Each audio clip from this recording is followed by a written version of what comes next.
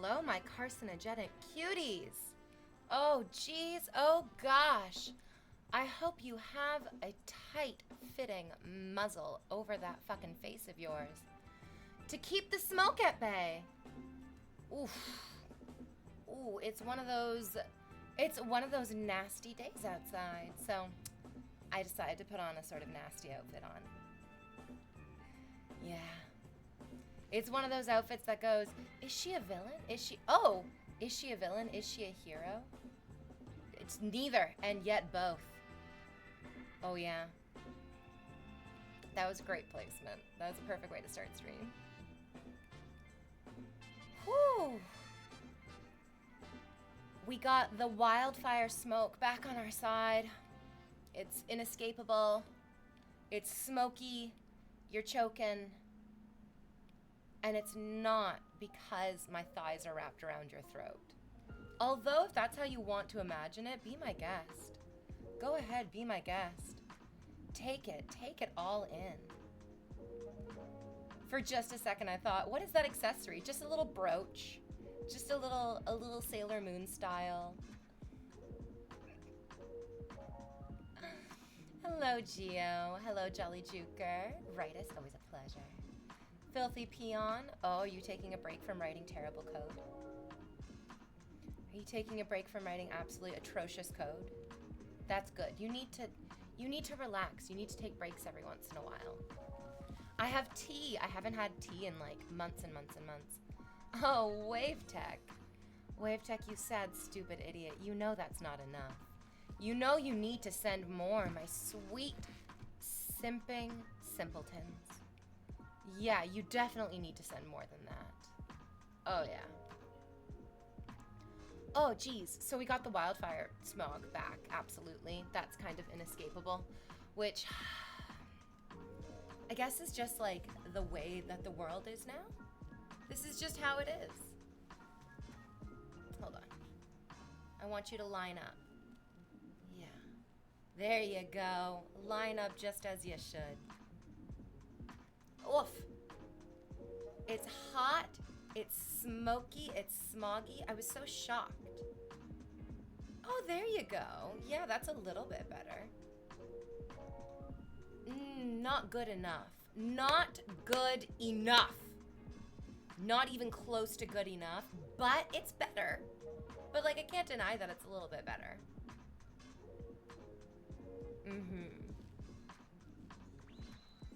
Jolly Juker, welcome back for 14 months.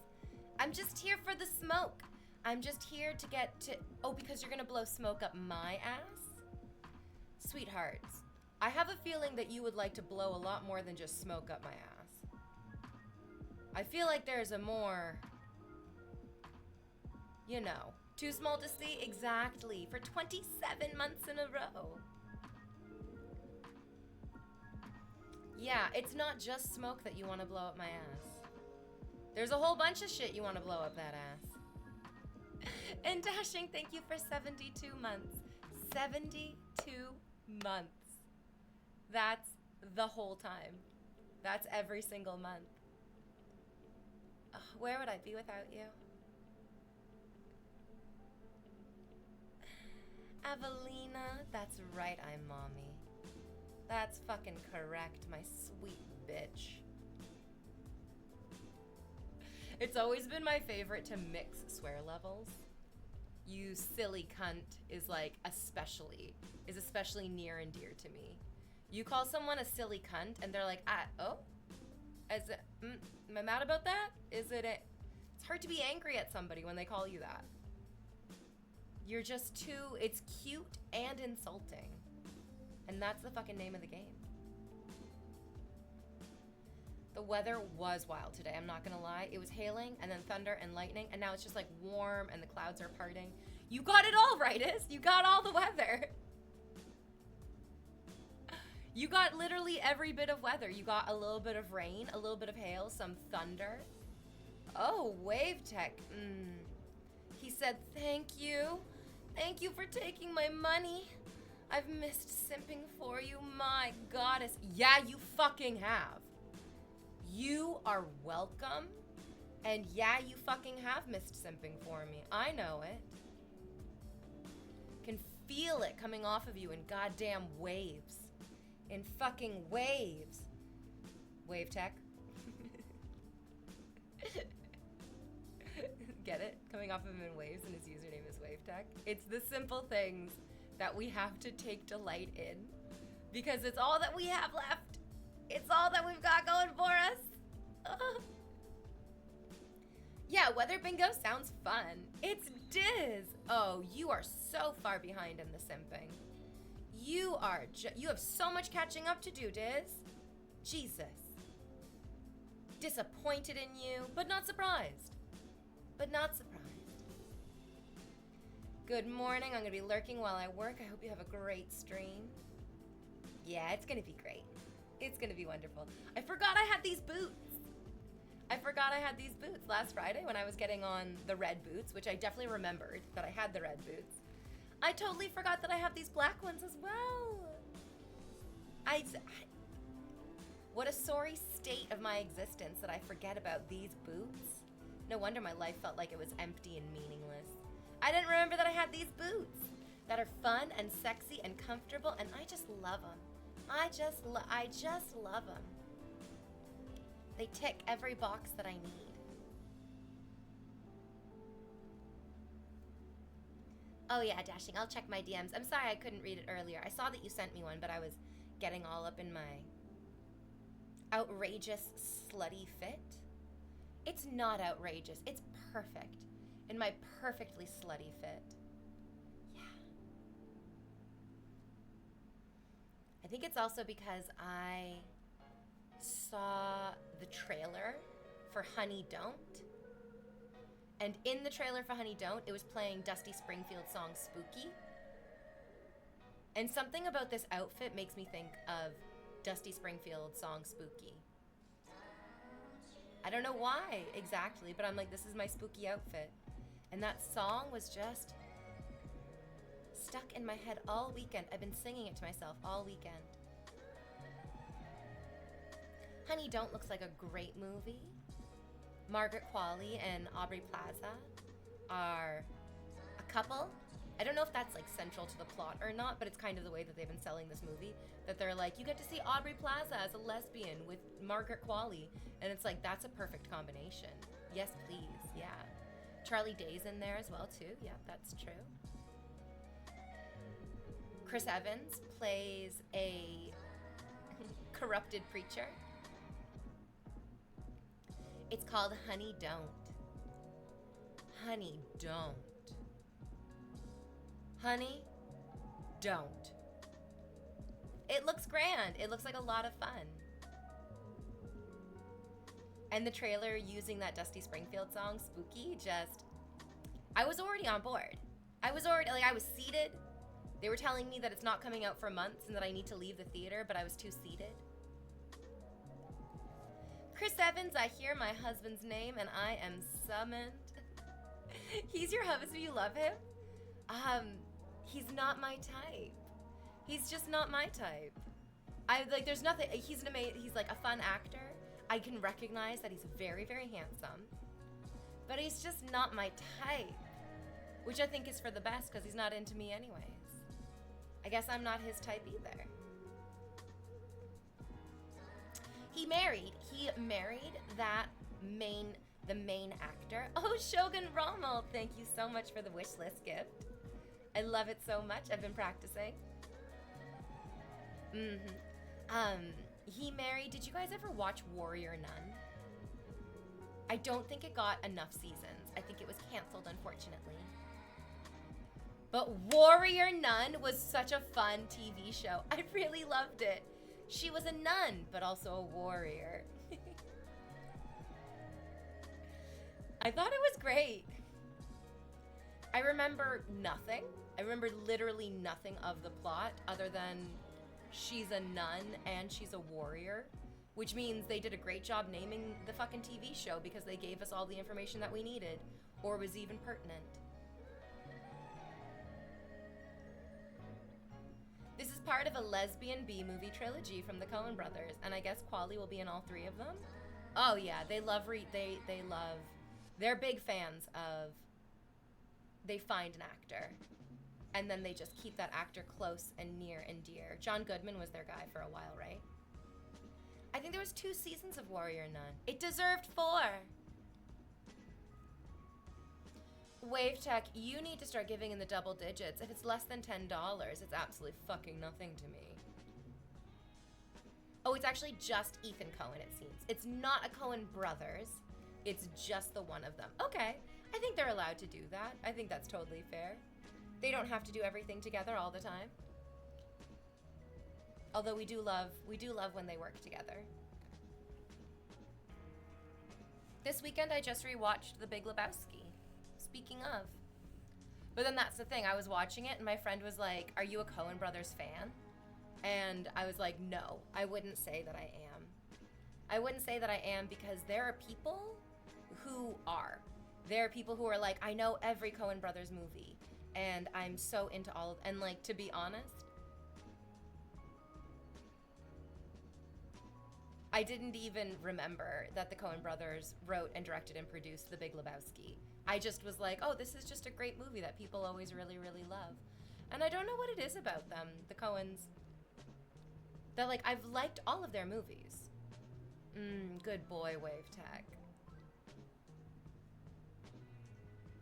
Ethan Coen and Trisha Cook are behind both.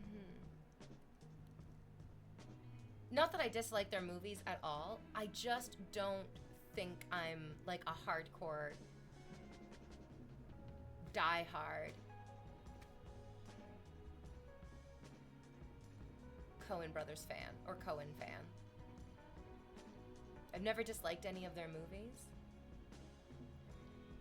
But I feel like if you say you're a fan of theirs, you're like I've seen people, they're very, very into it. It's a cult-like following, and I don't think I'm in the cult. I think I'm a casual enjoyer. Oh, did you bring the ball over? Are we gonna play fetch now? She's looking at me, she's thinking about it, she's dropping it on the floor.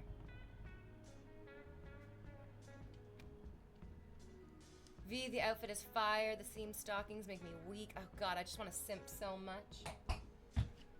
You're not worthy. None of you fuckers are worthy of actually simping at the altar that is this outfit. None of you have gifted any subs. And if you're going to gift subs, you might as well do it fucking right. You might as well do it fucking appropriately and do 5 at a time, at least 5 at a time. But you're not going to. Why? Because you're sad, disappointing, revolting little fuckers. Except for Avelina, obviously, who is not that. Who is just great. Shadrad, you got a gifted sub. It's your lucky goddamn day.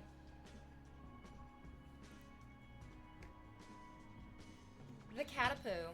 The Catapo? Who the fuck are you, Alex? Excuse me, Alex Ranger. Oh, well of Ascension. Oh, dear God. Alex Ranger, I don't know you. I don't recognize your name. I'm gonna go into your house. I'm gonna spit on your toothbrush. Absolutely. I'm gonna dunk all your toilet paper in the goddamn bathtub that I pissed in. That's what you get, Alex Ranger. Fuck you, Alex Ranger. Well of Ascension, always a pleasure. Well of Ascension, oh my god. Wait, Well of Ascension. Does your username mean butthole? I think I just put it together. Well of Ascension, that's what I call my butthole. Oh shit. Hawk 2 on that toothbrush is crazy. Alex, did you see what Well of Ascension did? Alex, were you watching Well of Ascension? Which is to say, were you watching my asshole? Because it seems like you weren't. Otherwise, you would know that you need to gift in the double digits. You gotta gift in the double digits. Or is Well of Ascension a Mistborn reference? I've never played. It's a game, right? It sounds like a video game. It sounds familiar. Go get the ball. Ooh. Oh, that bounced all over the place. No, says Well of Ascension. I cannot resist the booted V. I hope you have a great day. It is a Mistborn reference. It's a book series. Oh, Mistborn is not a video game. Mistborn is not a video game. My mistake. That's okay. It is a book series. The Well of Ascension from the book series Mistborn. I started another book series myself. It's a fantasy series, which I assume Mistborn is as well, because how could it not be with a name like fucking Mistborn? Also reading more N.K. Jemisin, because I just think she's the best. I just think she just does it so fucking well. I love all of her characters. As like our friend earlier in chat said, the Coen brothers do not often write female characters very well. Clarky, I'm glad you fucking figured it out eventually. I knew that it would take a little while because you seem dense as a fucking bank safe. But I'm glad that eventually you got it. You're almost a good boy. But not quite, you fucker. But not quite. Books are just acoustic video games anyways. Too small to see? Where's the lie? Where is the lie? It's what I couldn't help but notice in The Big Lebowski, that I was like, none of these female characters are very well written. They are very like shallow, stereotypical plot device female characters, which wasn't my favorite thing. I feel like such an asshole for bringing that up all the time though. Because once you start noticing that, like, female characters are not very well written, you start noticing it fucking everywhere, and it's real, it's a bit of a punch in the head every time you notice it. Fun size and too small to see? My god, I'm just collecting a miniature fucking group of simps. Just tiny little simps. Just all lined up in a tiny little row, which is great because then I can crush you all at once with like just one strong step of the boot. Adorable.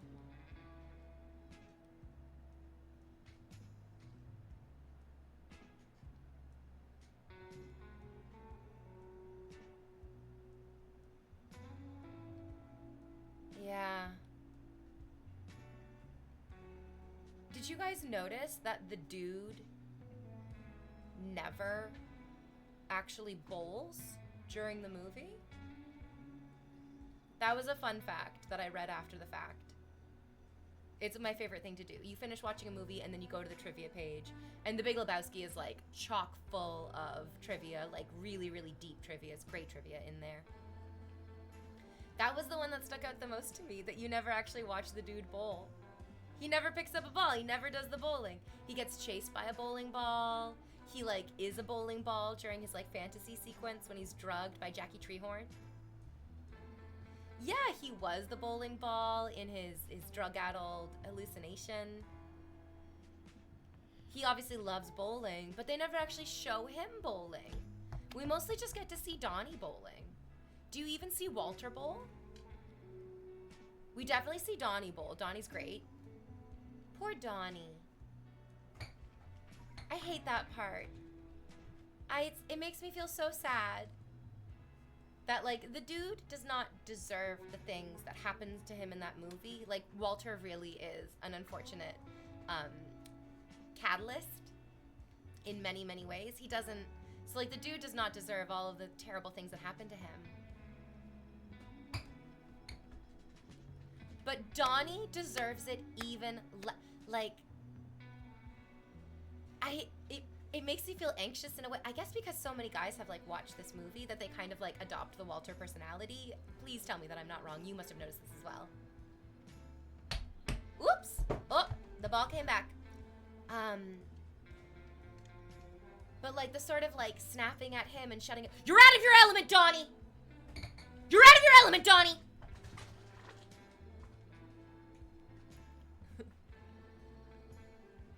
And then he comes over to say that they've like posted the fucking next games. Is it the semifinals they posted? And he's like, shut the fuck. Oh, what time are we playing? It's funny, it works. John Goodman, and it works. Like, I like it, it works. But it is also real sad.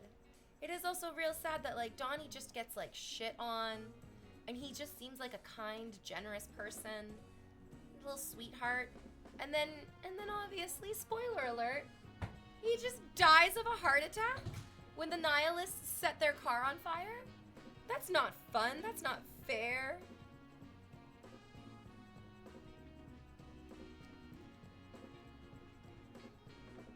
I don't think that the Coens write characters well in general. They portray tropes and stereotypes well enough, but they don't, like, develop the characters.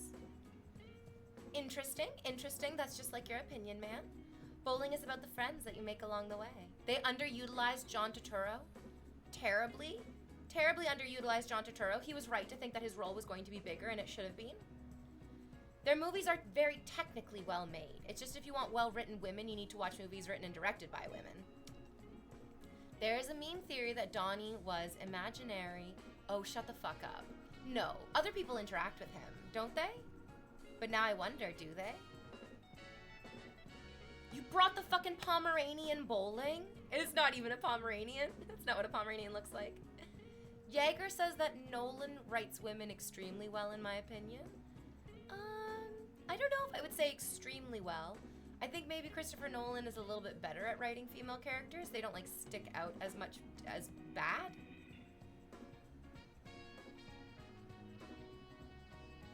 Oh, Jesus, I was doing something on the side, and that shout made me wince so hard. Yeah.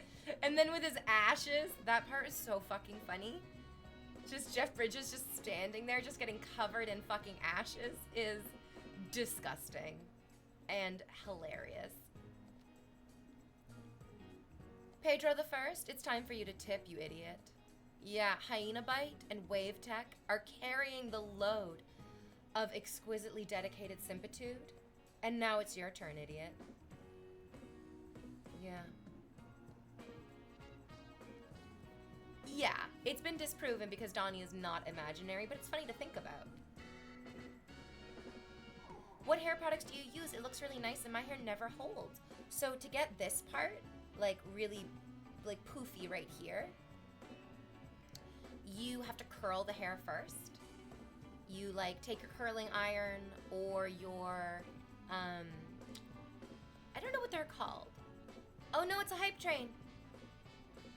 Oh no, it's a hype train. Get going, you fuckwits. I almost said fuck T-A-R-D. That's not allowed. That's a bad one. I shouldn't have said that one. That one's bad. No, that's not enough. You have to keep going. That's not enough. Don't say T-A-R-D. Don't do that. That's a bad one. Don't do that. But fuckwits? Absolutely fuckwits. Yes. That's not enough. You have to keep going. You idiots did this hype train, and now I'm not letting you get off. Well, I mean, I'm sort of insisting that you get off. This outfit doesn't really allow you not to get off, but you're not getting off the hype train. You are firmly on the hype train. That's right. Wandral, 8 months? That means that you need to gift 80 fucking subs. Imagine. Bankrupt yourself, you sad idiot simps. Bankrupt yourself for the hype train. Chugga, chugga, chew on my goddamn ass. That's right. Keep going, hyping it up. Holy shit. It's the hype train. You know who? It's a hype train, you know who? We're getting so hype. Am I the only one around here who cares about the fucking rules? Let me just get my gun out. Pew pew. You are over the line. You are over the line. Yes, you fucking were over the line. The whole movie is so insanely quotable. Avelina's doing their part. What the fuck is your excuse? Just one at a time. Just dropping them one at a time. Just enjoying the slow, fucking, exquisite drainage. Yeah, choo-choo motherfuckers. Go get it. Go get it. That's right, Hyena Bite. It's true. I'm already bored of the hype train. I can't do it. I wish I was able to be more hype. Sometimes things go real nuts. Sometimes they get crazy. I've seen double-digit hype trains going. Just chugga chugga chugga. Just getting it going. I don't often do a hype train. No, it's not really my thing. I like to slowly draw out your worst tendencies. I don't love having like a clock hanging over my head. Now having a cock hanging over my head, that's a divine experience, let me tell you. Keep going, you idiots. You gotta keep going. I'm debating going broke for the hype train. You absolutely should. You definitely should, Hyena Bite. And you know you should. It was your first instinct. Did you notice that? It's your very first instinct to just absolutely go broke. Oh, yes, and also, the hype train rewards you afterwards. That's right. You know who? One gifted sub?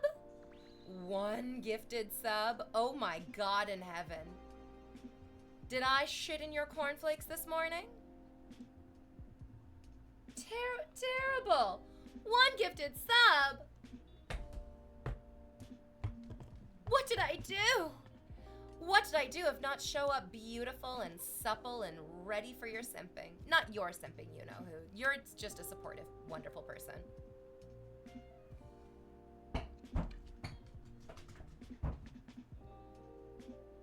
I don't know if tips count towards the hype train or if it's just bits and subs. Let's do subs because subs actually benefits the community as well. People get benefit out of the subs. They get extra fucking emotes. Yeah, the bits and the subs are the only ones that count. They get access to the Discord where you guys can mingle and find your own community. Yeah, it's just a level 1. Oh, now it's a level 2. Now we've reached level 2 hype train. Incredible, exquisite, so lovely. Just absolutely adorable. A little 2. Just like all of you guys are a little number 2. Because you're shit. Absolute fucking shit. Revolting, stinky, fecal matter. Goodness gracious. How did I gather such a group? Oh, I guess I'm just the luckiest girl in the world.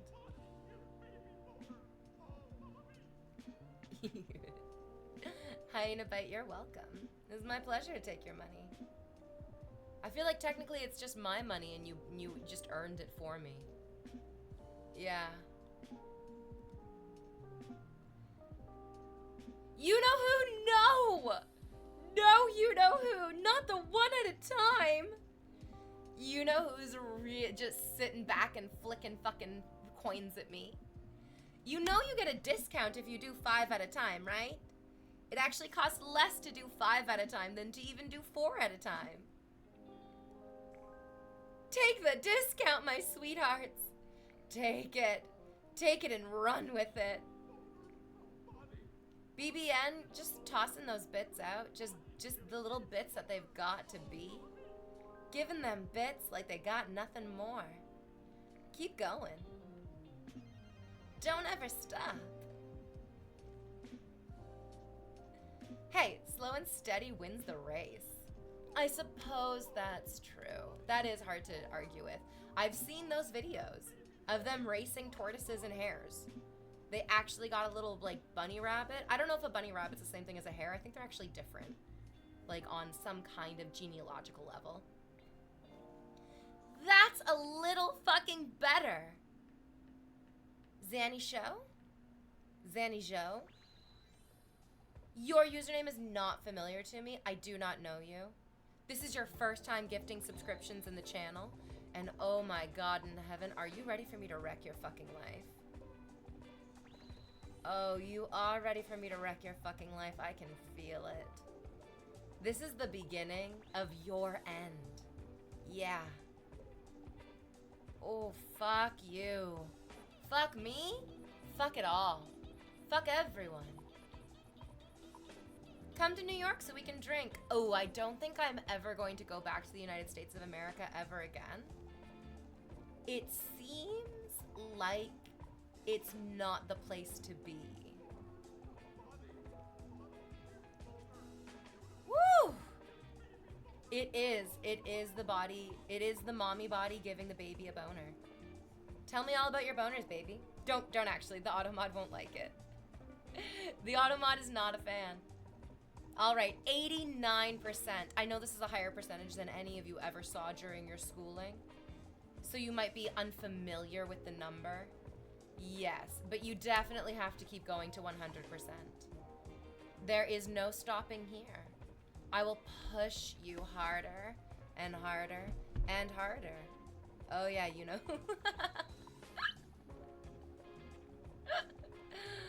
You know who? Now with 2. Whoa!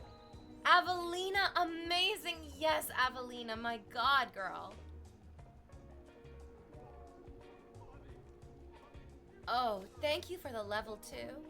I'm proud of you. I'm proud of you. And you got us 30% of the way. Sorry, 29% of the way into the level 3. Keep going. Hyena Bite, why the fuck don't I see your username on the recent activity? Where the fuck is your support?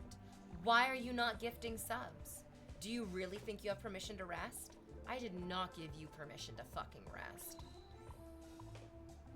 It is time for you to go again and go harder. Kite Karma knows. Kite Karma is sitting there silently just waiting for you to do the right fucking thing. BBN? That's right. It stands for bitches be nothing. That's who you are. I know it. I can tell. Yes, Hyena Bite. Fuck yes. Much better. Much better. Much better. Yes. Hyena Bite, I'm almost impressed with you, but I'm mostly just absolutely disgusted that it took so many of my words. When I know for a fact that my body speaks to you louder than anything I could ever say. Jesus in heaven. Ooh. This bitch be nothing but gifting me bits.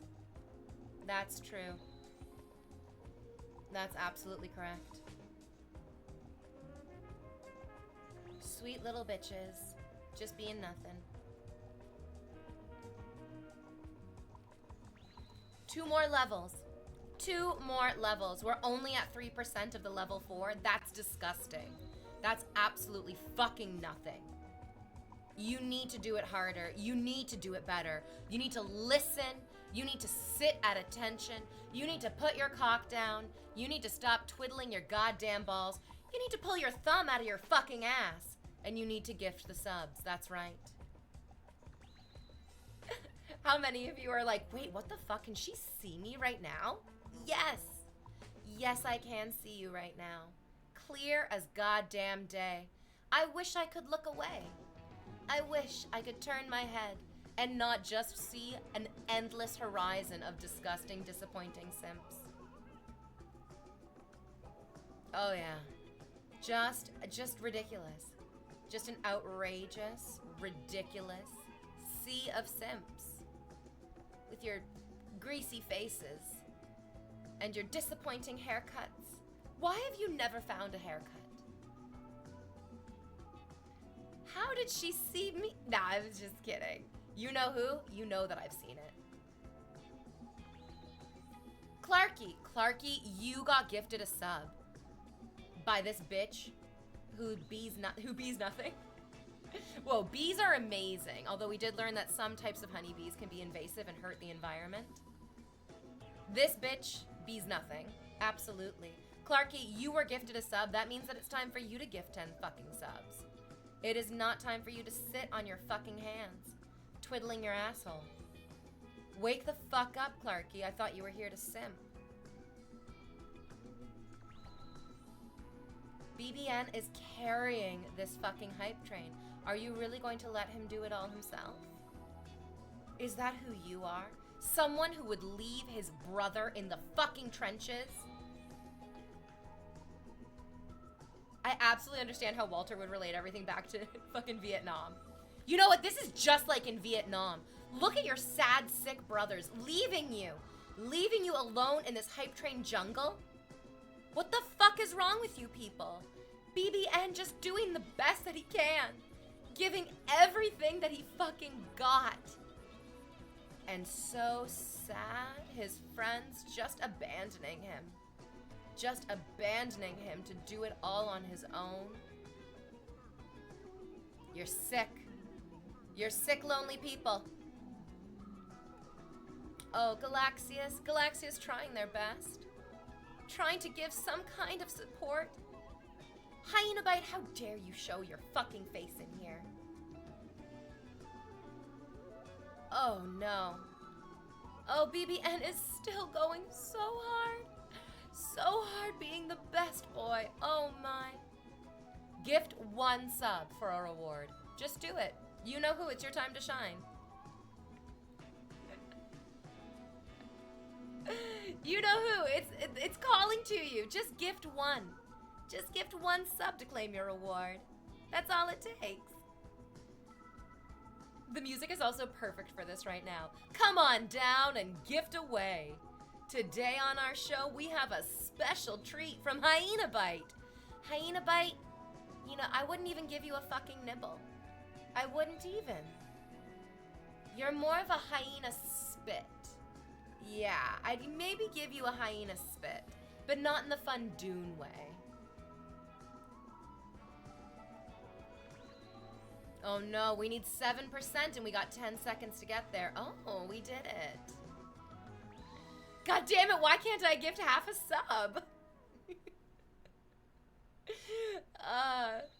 You know who? Because the only 6 enter you got access to is in your pants. Choo-choo, motherfuckers, we did a level 4. I need us to finish level 5 because it is the Roman numeral V. It is the Roman numeral V. And 5 is my lucky number. That's why you have to gift 5 subs at a time. That's why you wrap all 5 fingers around your fucking cock. I bet you didn't know that, but it's the truth. You always wondered, why? Why do I use all 5 fingers even though my penis can only actually fit 2 or 3? Well, you do all 5 because you're honoring me, Invader V, and the Roman numeral 5. I love it. It's great. This guy's first time chatting is just silence. He's just like, what is she saying? The truth, which is why it's so alarming to hear it. It's very alarming to hear it, exactly. She's Invader 5, precisely. You'll never forget it now. Also because every time you wrap all 5 fingers of your hand around your cock, you're gonna think about me. Yeah, you are. Invariably. Oh, fuck. Oh my god, you know who? You know who's like, not only do I wrap all 5 of my fingers on one hand around my cock, I do all 10 fingers, both hands, get my feet involved too, that's 20, plus my own mouth, which is basically just like another hand. Holy shit, oh my god in heaven, thank you, you know who? The Galaxius, you're doing your best, thank you for the sub, thank you for the bits. I love that my body's giving this baby a boner. Oh, baby. And the body. BBN, we're so close. 86%. 86%. I can't even speak. 86%. The hand's nickname is Madam V for that reason during that act. Yes, that makes actual perfect sense. Yes. All aboard and choo-choo, motherfuckers. Keep going. Oh, I did not give you permission to stop. I know you're still going. I can feel you still going. It's like a dull vibration all through the fucking planet. So many of you jerking off all at once. Your neighbors and friends must be terrified. Hyena Bite, I know that they're scared. I know that they're afraid. It seems like it's the end of the world because the sky is rending itself open. The earth is shattering. 101 gifted subs. Hyena Bite, that's 101 delicious Dalmatians. Hey, wait, yeah, what was Corilla gonna do with, like, the meat of the Dalmatians once she got the fur? I don't think we should eat dogs. But then again, I take bites out of my dog all the time. I nibble her ears every day. Holy shit, and I just followed like 15 minutes ago. BBN, it does seem to be your first day, and you are making an absolutely atrocious first impression. I'm gonna wring you dry. Your life is truly over. Yeah. I have just wrecked you entirely.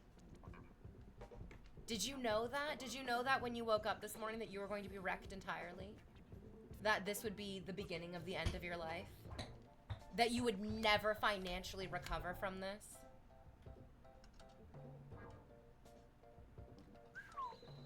That's a lot of money, Hyena Bite. That's a lot of fucking money. But wait a minute, Hyena Bite. You did get a little bit of a discount doing them 5 at a time. So it might not even be that total. It could be a smidge underneath. Which, you know what that means. You need to give more. You need to give more. I've got to go to work. Thank you, Stream Mommy. Have a great day at work. Know that every single penny that you earn will eventually find its way into my sweet pockets. Nature's pocket. No, it's not time to stop. The green hat wants to go next. The green hat said, I think it's actually my turn. What do you keep throwing? It's the ball for my dog. She loves playing fetch. I never even had to teach the dog how to play fetch. Just like I didn't need to teach you how to be a disgusting, worthless fucking simp. Oh, Picasso! Picasso, my man!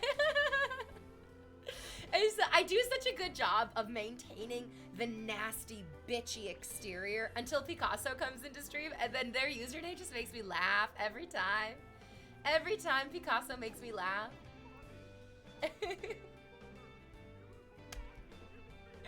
Picasso, it cracks me up. I love it, you guys. Because piss is art, you get it? Because art is piss and piss is art. Yeah, fuck yes. Don't tell me you've never taken a real dehydrated pee and looked into the toilet and go, oh, sunset. Oh, it's beautiful. Oh, look at me go.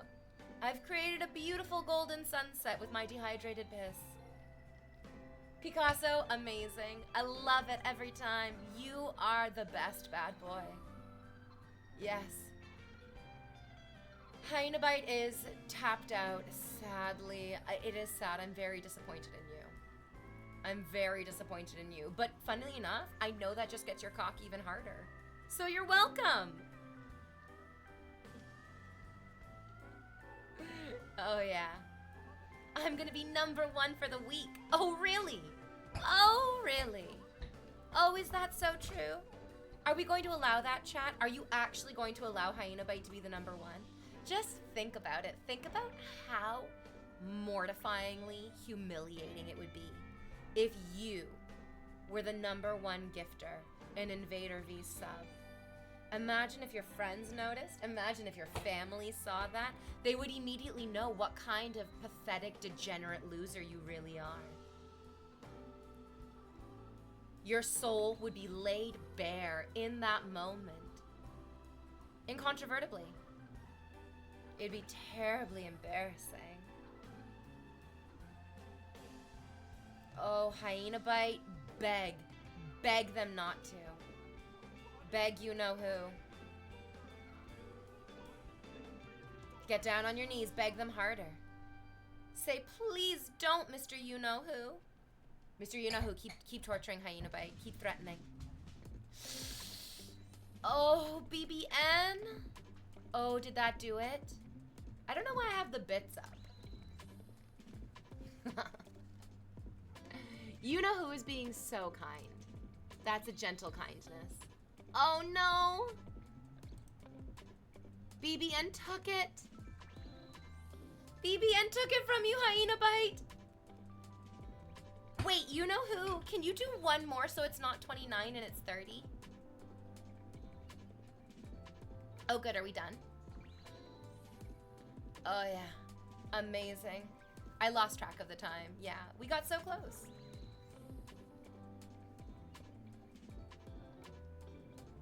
Amazing. Choo choo. You guys, open your hype chests. Yeah. Here, let's see what's inside. Check out the reward. Yes, it's the goose. It's the embarrassed goose. It's perfect. It's perfect. Share. Share it with everyone. Hey, that's my age, so it stays. You're 29? Oh my god, I'm so much older than you. I had no idea. I kind of assumed we were about the same age, but I'm like, no, I'm older than you. Cheers. Abdul Aziz? What the fuck? Oh, I see. Okay, I get it. Abdul Aziz, they didn't want to be part of the hype train. No, they were just here to simp on their own. That's for the best because I'm very disappointed in you. Very disappointed in you. Hyena, I tried to do another 10 and my card was declined. I'm glad that somebody in this universe is responsible. Abdul Aziz, I'm very disappointed in you. Where the fuck have you been? Me in this amazing outfit and you not gifting any subs? You not worshiping at the altar that is my exquisite thighs? You not paying the tax that you so deeply owe? I'm very disappointed. Should I ignore them for the entire stream? Oh, that's so good. Oh my god, yay. V, you're over a decade older than me and you still look arguably younger. Thank you. Thank you. 3 months in a row. Wait a minute. 3 months in a row and your name is 8puss? What the fuck? Wait. Wait, what? What? Whose username is 8puss?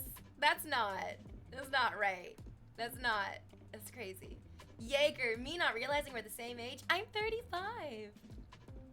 I'm 35. That's a great username. It's because 7puss was taken. I'm gonna fucking kill myself in a video game. Hi, baby. I threw your ball. It's over there. Go get it. Oh, damn. Hi. Are you coming to tell Abdul Aziz that he's a sad, disgusting disappointment and he needs to start gifting subs so I can ignore him? Yeah. Yeah, absolute. Good choice, Ritus. Why do you neglect your Twitter? You guys, everyone should be off of Twitter. Did you see the shit that fucking Elmo was saying?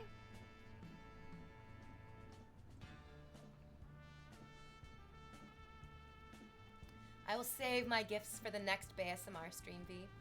Oh, yeah. You know what? We should... Baby... Oh, wait, sorry. Can you come over here? Thank you. Good girl. You know what? And we probably should do a ASMR stream sometime this week because the smoke, the smog and the smoke, I can feel it in the back of my throat. So maybe whispering for a whole day would be good for me, yeah. Oh, yeah. Ooh, someone gifted me a sub. Law99. Yes.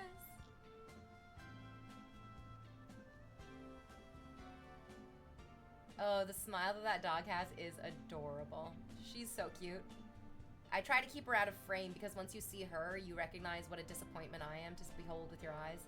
Because she's perfection and, I mean, I'm just a woman. Next to this angel. Next to this sweet, beautiful baby.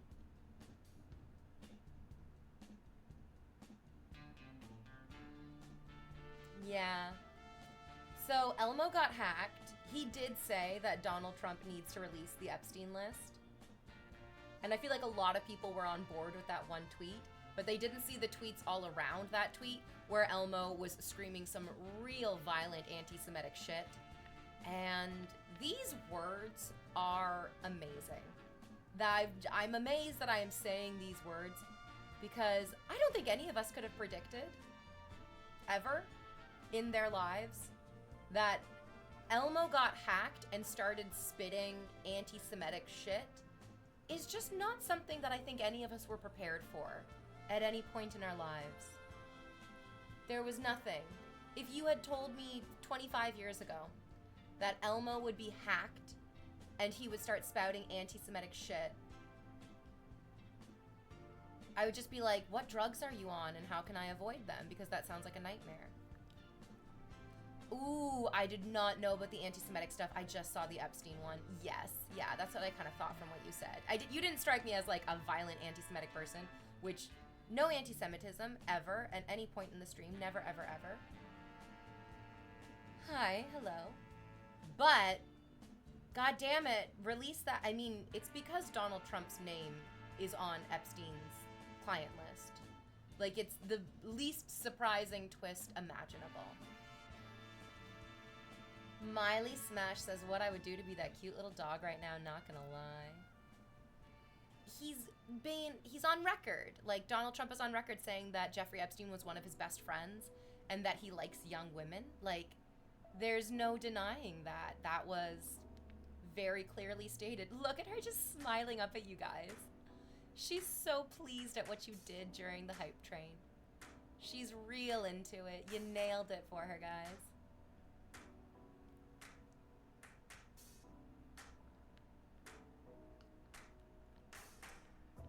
Hello, lovely girls. Oh, you know that she's a girl.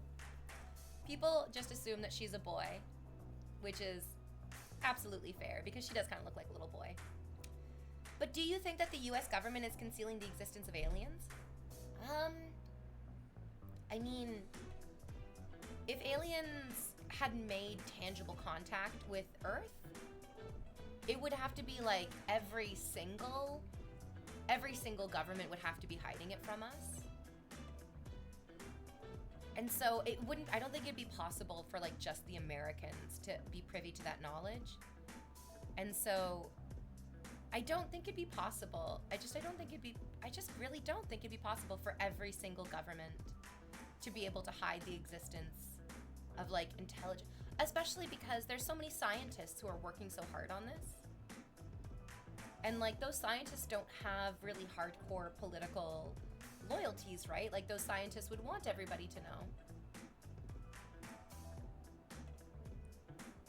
According to a former Israeli defense minister, he said that's exactly that. All the major governments of the world know, and apparently there's like a galactic council.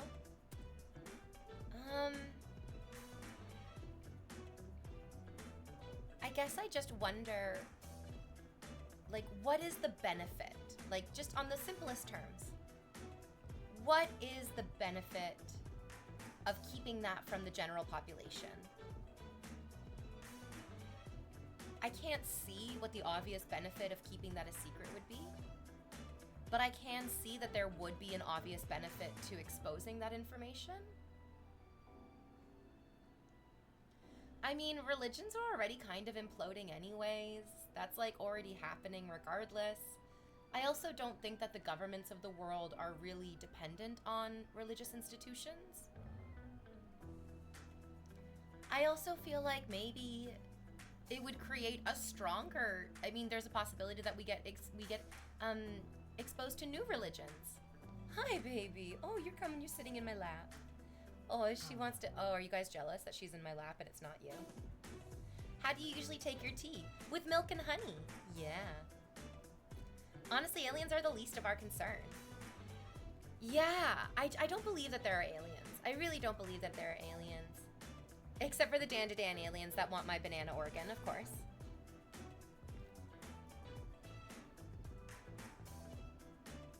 I think the rich would be a lot richer if there were aliens. Does that make sense?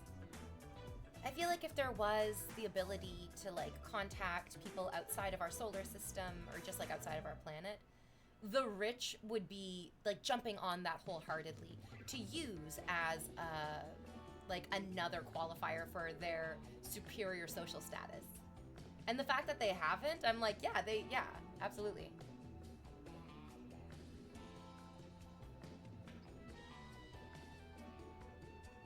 The aliens are here and everybody is seeing them. It's me. I'm the aliens. A lot of those alien sightings, a lot of the like UAP, UFO sightings are just like a lot of military aircraft. Yeah, I would agree as well.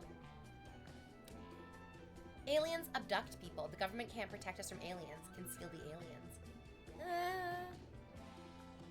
Maybe. I don't really know if aliens abduct people. There was that one episode of Unsolved Mysteries, and like some of the people that they interviewed on that episode, they seemed very genuine in what they were expressing.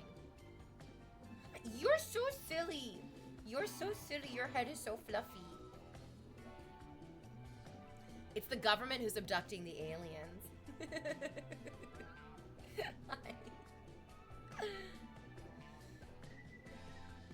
Hey Squeak, how's it going? I believe God is a four-dimensional being independently of the third body problem novel. Wait, what? I've read the third body, the three body problem, not the third body problem. I've read the three body problem. It talked about God? It talked about God? I feel like I missed that part of it. There was God?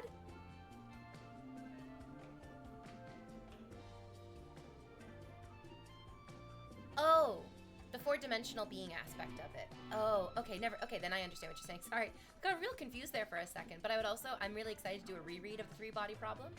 I'll probably do it after I'm done rereading the Broken Earth trilogy by N.K. Jemisin. But I just started it, so like, I'm gonna really take my time with it. It's so good. Yeah. Maybe the aliens hate billionaires because the aliens are actually enlightened.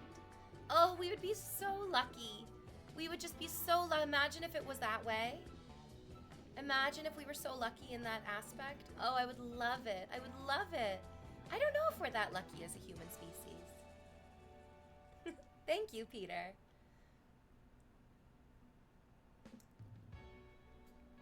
Off topic, but what do the boots actually look like today, perchance? I mean, I had my foot up on the desk a minute ago. Did you...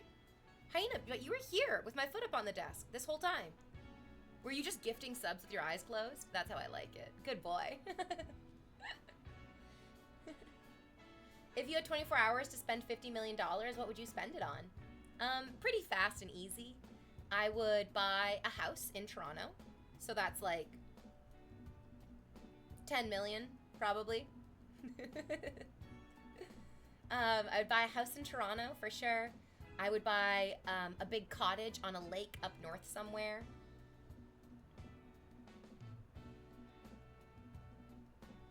I would buy electric vehicles for all of my closest friends. Yeah. I'd like buy houses for my moderators. I'd be like, hey moderators, here's 5,000. Hey moderators, here's $5 million. Yeah. My dream car is a like 1989, 1990 Volkswagen Rabbit that's fully electric. I just think it's such a beautiful little car. It's just like a gorgeous, I just love the shape of it. I love the size of it. Yo, for $5 million, I'd be living like a king here. Rightus, which is exactly what you deserve. You are a king. Yeah. I don't know if I could like very quickly because I would have to like buy the Volkswagen Rabbit and then like send it. Do you have like a thing for electric cars? I like the noise they make. I kind of didn't even. So number one, I like the lack of environmental impact. I feel like we should all definitely be going more towards electric cars anyways. Leave the dinosaurs in the ground. Leave the dinosaurs in the ground. The whole process of getting the fossil fuels out of the planet is not good. Don't they say that the batteries have an impact or some shit? Yep. Yeah.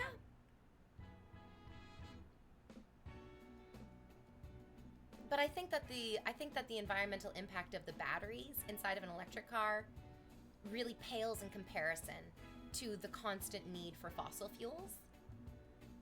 And I also just really love the sound that electric cars make. That like sort of like heavenly hum. It sounds like a hovercraft. Like how like hovercrafts, I mean that's not what hovercrafts actually sound like. Hovercrafts are like super duper loud and kind of irritating to the ears. But electric vehicles have this like gentle, angelic hum that I really like. Every time I hear them driving around the city, I go, oh, I love the sound of it. I like that sound.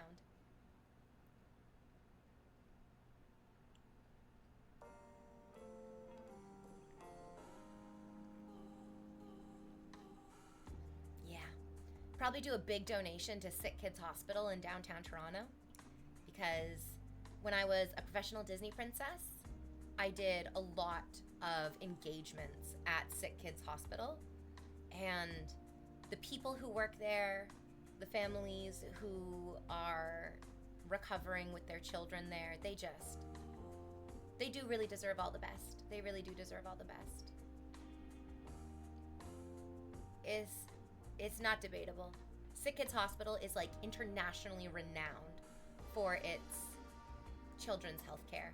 And so I'd give them a great big donation and like, no, make sure that the kids are extra happy, make sure that the families are extra comfortable.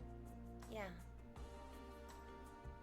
When I play GTA 5, I do enjoy hearing the electric car sounds, right? I like the sound of them. I like the sound of them, and I like that they don't hurt the environment. Okay, Val, pardon me. Thank you, good girl. Pardon me. Yeah, it's time for our first break. I'm gonna take a picture, I'm gonna post it on Instagram, and you're gonna love it. You're gonna love it.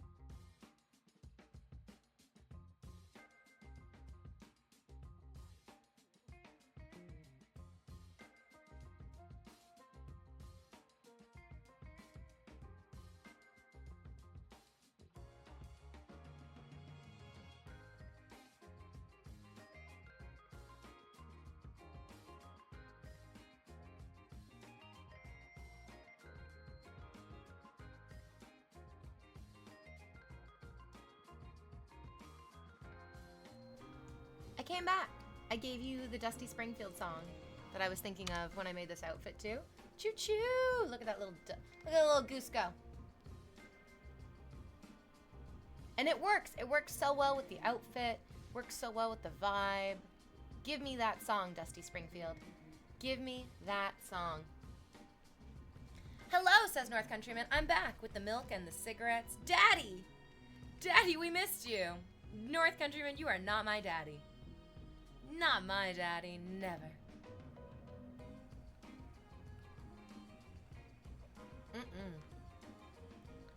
No, I don't think you could afford to be my daddy. Yeah. That is a heavy financial toll to be my daddy. Yeah. Oh, speaking of daddies and the financial tolls.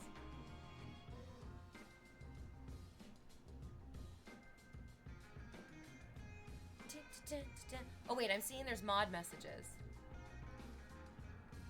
Yeah. Okay, good. I can barely afford myself. So, rewatching The Big Lebowski yesterday. Me and my friend were like just talking about the movie, and he's like, let's watch it. And I was like, okay, yeah, let's watch it. Thought it was very sweet though, because he did remember that he's like, I know that you don't always love watching movies of like incredibly stupid men being stoned out of their minds and making awful decisions. And he's right. Sometimes that does get a little, I just feel like so much of my stream is dealing with incredibly stupid men stoned out of their minds making absolutely atrociously bad decisions. Don't you see? Don't you see how this is just a continuation of my daily life? But there is something so sweet and so kind about the dude. Not Walter, though. Walter's a scary nightmare. Walter freaks me out. I definitely am the kind of person who would walk out of the room if Walter was there. Even though I love John Goodman, and I recognize he's just playing a character, and he's doing it wonderfully. It's a great character. Oh, that dress pops so much in the photo. It's a great little dress, right? I love it. I also love wearing this with like a white t-shirt underneath. So it's like kind of 90s style. Yeah, I might do that later tonight because I'm going over to a friend's house for dinner. I met this guy because we matched on Tinder. And the first thing he said to me is, I have my own Wikipedia page, but you might be more famous online than I am. And I was like, oh, okay. Tell me about your Wikipedia page. And he does have his own Wikipedia page. It's great. He is a like well-known Toronto filmmaker. And I might fuck his brains out. We went on a date because we obviously met on Tinder. But the difficulty is that when I went on that date with him, he inadvertently did the same types of things that really annoyed me about my ex-boyfriend. He didn't mean to, he didn't know, but like it really soured my feelings about him on that first date. But then we like stayed in touch and we kept talking, and we went to go see Elio the other week together, and I was like, I judged you too harshly on that first date. I like made up my mind before I really should have made up my mind. So I might fuck his brains out. We'll see how I feel. But I'm also just excited to hang out. He's never seen Event Horizon. He's never seen Event Horizon. He's barely even heard of Event Horizon. Oh yeah. McDougal asks, entry-level simp is what I can do right now. If anything changes though and I get daddy money, you will be the first to know. That's right. That's right. And I'm glad that you're making that promise now. Good for you. Troncycle says, I did not realize I'd be watching Twitch this much today. You're watching me? No, you're supposed to turn the camera off and just listen to me. Yeah, you're too poor to look at my exquisite, delicious form. Walter is supposed to make you feel that way. He's supposed to be like revolting and abrasive, and you're supposed to want to get away from him. That's okay, good. That's okay, yeah. I was wondering as I was watching the movie, I'm like, I'm very sensitive. Am I just like way too sensitive?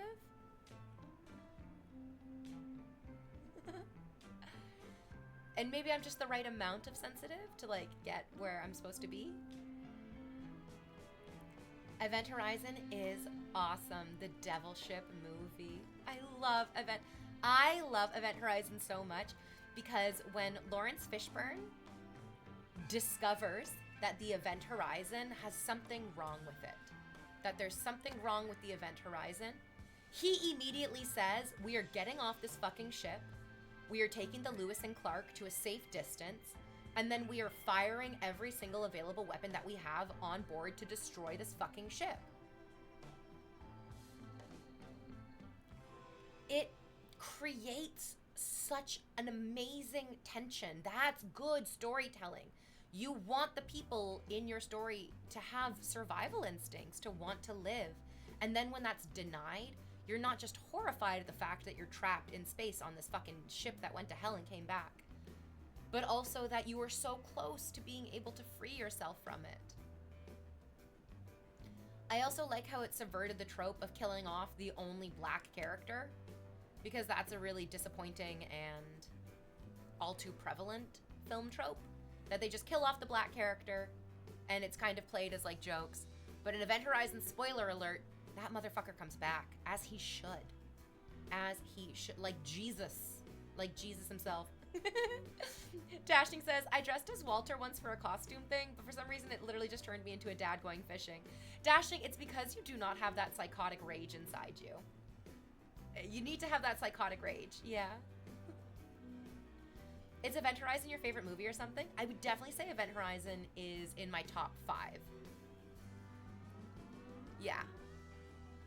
I, like many people before me, have seen In the Mood for Love. And so after you watch In the Mood for Love, you don't have a choice, but that's your number 1 favorite movie.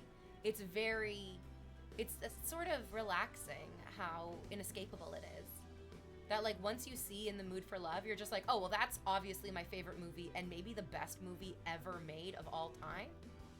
And then everything else really, it sort of like lets everything like fall like dominoes into place around it. I do really, really love Event Horizon. I really, really do. It's not In the Mood for Love, but it's still a very good movie. Yeah, oh yeah. Rail Punner says you look divine once again. Sample Live says, oh God, we need to stop meeting like this. Another outfit that is 11 out of 10. I forgot I had these boots. And I love these boots. Look at how good these boots are. These are great boots. I love these boots. They really make the whole outfit. They really do. All the bits, the textures, because like as you can see on my Instagram story, go check it out. Go send me a like. Go ahead and send me whatever disgusting, revolting, mind-boggling DMs you're gonna send. It's the different textures of the outfit that I think really are so wonderful. I was telling you last week that I wanted to check out that like miniature competition. It's a CBC show, which makes me think that it's filmed in Canada, which is like fun and exciting. Even though there's like British people and American people on the show. I mean, it must be filmed in Canada if they're designating themselves as such, because in an American TV show, they would never designate themselves as an American. So it's a Canadian TV show about miniatures. It's very cute. I really, really like it. And one of the critiques that one of the miniature people get from the judges is that they're like, you need to start mixing more textures into your miniatures. Ooh! Oh, I see. You are too nice. 5 gifted subs for me. That's not enough. That's right, you need to give more. Yes, you must give more.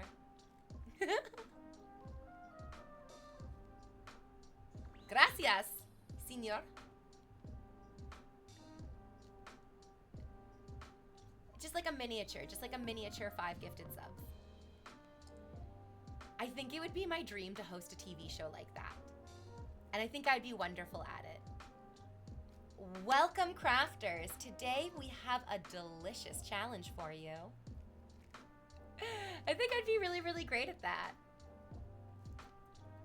Anyway, so the miniatures, once the judges gave him that feedback of like, you need to have different textures, you can't just be using like so much cardstock. He was using a lot of cardstock. Yeah. Oh, Foxy. 41 months of Foxy.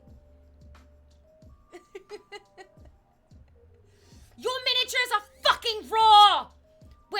bitch sauce. My British accent is atrocious. It's not where it should be. But you have to say fucking raw. Just like that. Just like that. You can't do it with Canadian accent because then it turns into fucking raw. Fucking raw. No, it has to be raw. Oh yeah. Sign me up. It'd be great. Oh my gosh, I'd love it. The miniatures are so wonderful. The texture is really everything. And like, even as you like look around my room, you can see I'm a big fan of different types of textures. I love a plush. I love our ceramics over here.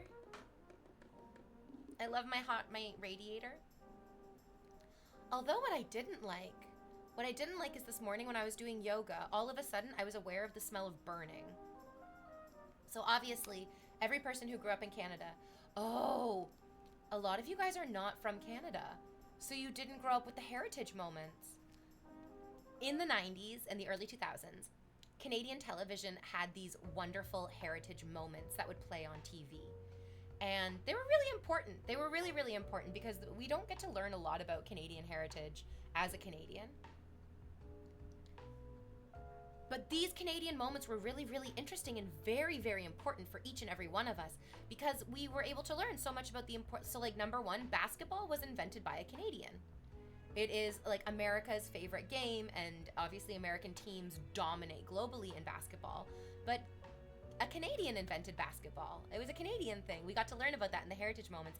Go onto YouTube and go look at the fucking, yes, Dr. James Naismith himself. Go look up the Canadian heritage moments.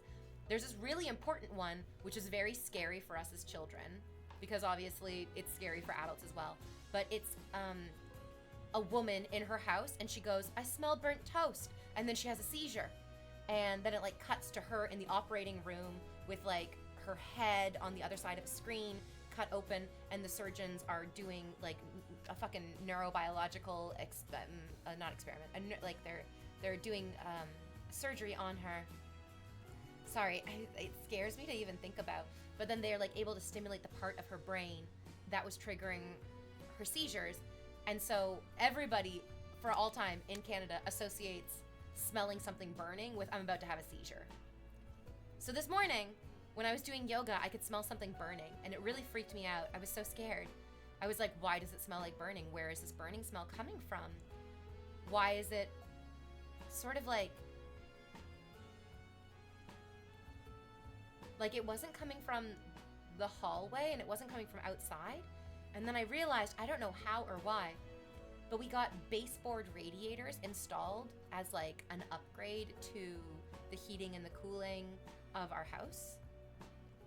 And for some reason, the baseboard heaters turned on. Like, I didn't turn them on. I didn't even know they could be turned on remotely, but they were. And it's like fucking 26 degrees, and the heaters are being turned on in my house. I was like, this is a nightmare, what the fuck? So I did message my landlord, my building manager, and he was very, very sympathetic, which I was excited about. I wasn't even that upset. I was just like, so this turned on and I didn't turn it on. I don't think this should be turned on right now. And he was very apologetic. He's like, that is a huge mistake. That like should not have happened. I am so sorry. I have like already escalated this to like upper management so they're aware of it. I was like, whoa, okay. Wait, is this like a huge problem? I guess it is a huge problem, because why the fuck are you turning on the heating in the middle of summer in my house? That's no good. I don't want that. It's probably why my dog was panting earlier, because it's hot in here. It's so fucking hot in here.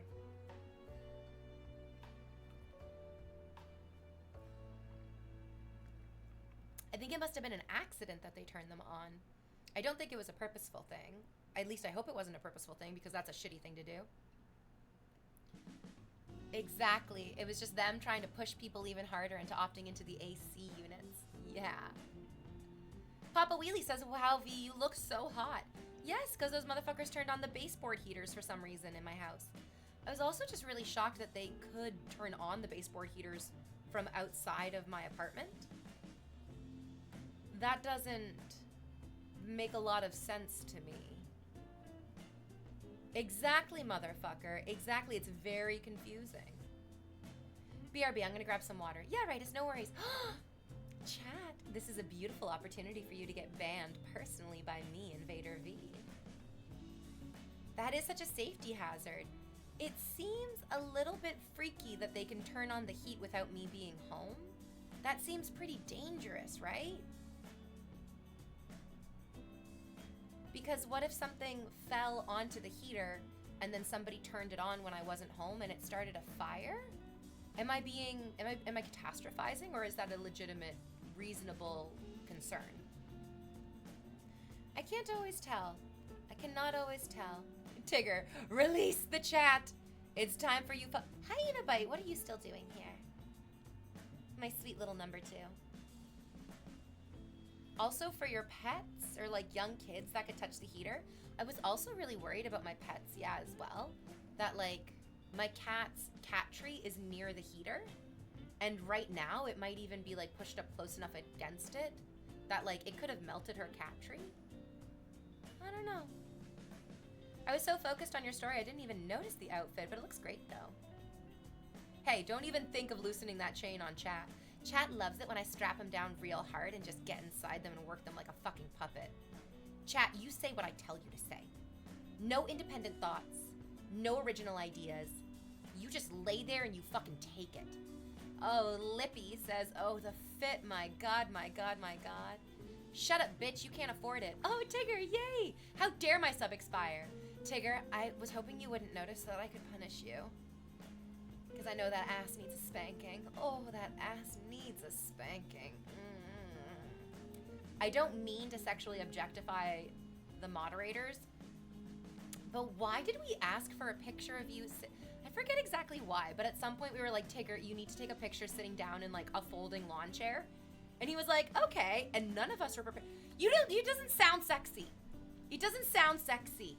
Dear moderator, sit down in a folding lawn chair and take a photo of yourself. And yet, that was like a year ago and I'm still horny. Amazing. V tells me to take it and I bite my lip. Bryce, why the fuck are you not subscribed? Are you also cruising for a bruising? Do you need me to exact my vengeful desires upon you? It could happen. Probably best to keep objects away from the heater if possible now that you know to be safe. Yeah. So I had my Dyson Airwrap on a shelf above the heater, and I found out that the heater was on because I went to go grab my Dyson Airwrap off the shelf, and I was like, why is this so hot? And then that's what helped me understand that the heater was on. And I was like, I don't think it's good for my Dyson Airwrap to be heated up by this, which means I might have to move it to a different shelf or a different area, or just never turn that heater on. If the hound of hell is let loose, he'll chew through the fabric of the realms. Ooh, yes. Oh yes, if you want to see the whole outfit top to bottom, go check out my Instagram. The link is right there in the link tree.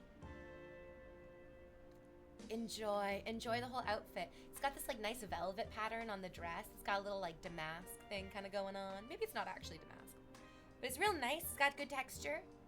It's got one of those like lettuce hems as well, which is a sign of like an inexpensive garment, but I also love that. I just love the retroness of it. Very 90s. And when I say 90s, I actually mean 60s and 70s, because I don't know why, but the 90s was really into the 60s and 70s as well. Just like how the 2020s are really into the 90s. We're nostalgia machines. Aiden Thane says, hello, beautiful V. And you got me a box of chocolates. I do love chocolate. I do really love chocolate. I think my favorite thing is Reese's Peanut Butter Cups. I love the Reese's Peanut Butter Cups, and then also the Reese's Sticks that are sort of like wafer cookies with chocolate and peanut butter in them, and they're so good. I love it so much. But I also recognize that I can't just, can't like have chocolate bars all day every day, but I want them all day every day. So instead, I've made a like sort of sad approximation where I get the fudge Cliff Bars and peanut butter. And I'm just like, okay, yeah. Take a bite of the fudge Cliff Bar and then a spoonful of peanut butter, and it's kind of like a Reese's Peanut Butter Cup. It's like ever so slightly healthier, but not even by a lot. I just guess that there's like more protein in the Cliff Bar than there would be in a chocolate bar.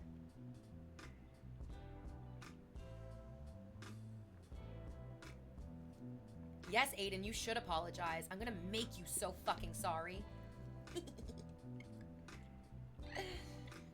Oh, things have been good. Things have been real good. I mean, a little bit of the summertime sadness. Do you guys get depressed in the summertime as well, or is that just me?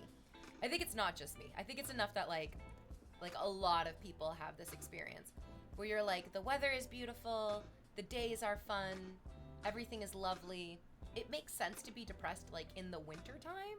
That's not anything to like have a second thought about, because it's real dark and it's real cold and it's real crazy outside. But I do get that summertime sadness where maybe it's because we've been having some pretty extreme weather, like with like the wildfire smoke coming and sort of suffocating the city, and we've been having some heat waves as well, and it's really difficult to shake off that encroaching sense of doom when it's like, this is bad, like this weather is bad, these environmental catastrophes are bad, and then recognizing that like, and this is as good as it's going to get, because we are in the find out era of humanity, where we have been fucking around for a couple hundred years with the environment, and now it's coming back to bite us in the ass. I think there was a much easier experience of being excited for the future before we knew what the future was going to hold for us. And so now it's kind of hard. Now it's a little depressing. I keep trying to remind myself, though, that, like, just because you know bad things are coming does not mean that you can't be surprised by good things as well. And also, we can cultivate good things for us. And that's what we have to do. We have to, like, create wonderful experiences for ourselves to counter the inevitable catastrophes that will be coming down the pipeline. I love movies so much. I love movies so much. I think they're my, like, favorite. I went to go see 5 movies in the last week. I love them so much. And one of my favorite movies? I think so, yeah. I got to watch recently Ghost in the Shell. I know a lot of you have seen Ghost in the Shell and you love it because it is an absolute fucking masterpiece. But if you haven't seen Ghost in the Shell, do yourself a favor and check it out for the first time.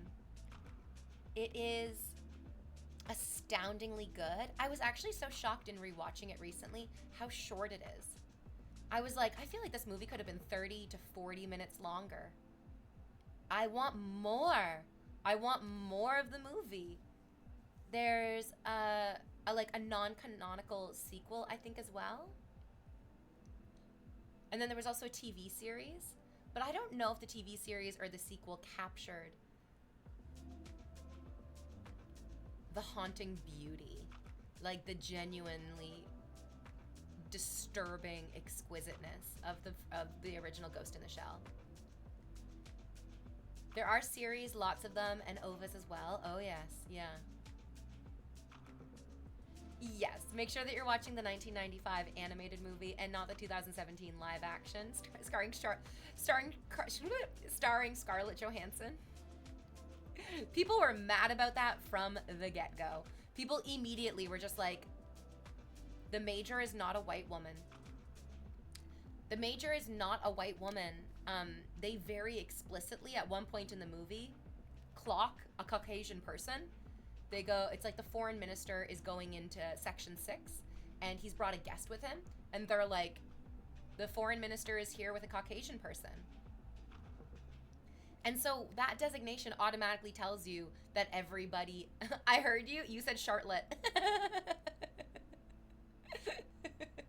Instead of Scarlet, Charlotte. Oh no, it's so rude. She seems like a nice person.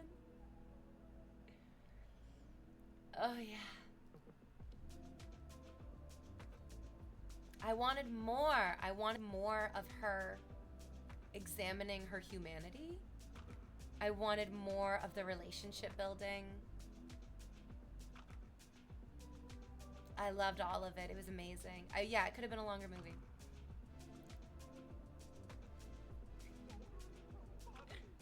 Wait, is your username V's Rug, or is that just a fun coincidence? Because if you're actually my rug, you're gonna have to put a 0 on the end of that and do it again. Anime major, strong, smart, tactical. Live action major, pathetic, weak, and breaks easy. Yeah. I think they did an amazing job.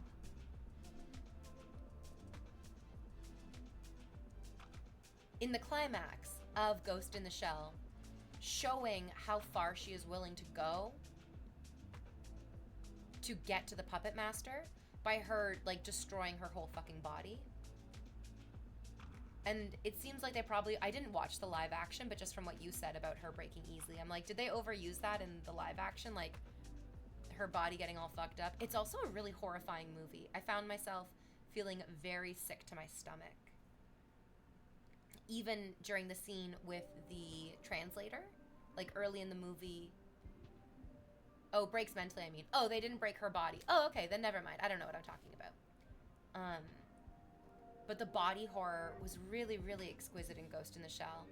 The translator laying down and having her brain with all like the the wires coming out of the top of her head. I was like, yeah, this makes me feel really sick to my stomach. Yeah.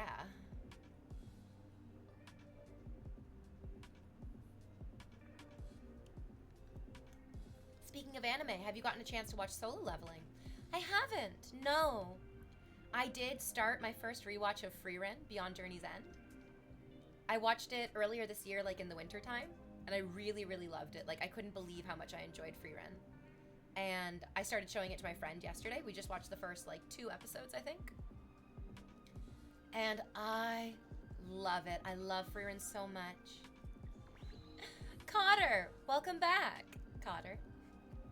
For the major, and it's been 12 months. It's a year. It's our 1-year anniversary of you subscribing to me. Amazing. Where has the time gone? I love Frieren. I love it. I love it. I love it. I love it. I love how beautiful the world is. I love how emotional all the characters are. I love the pacing. I love all of it.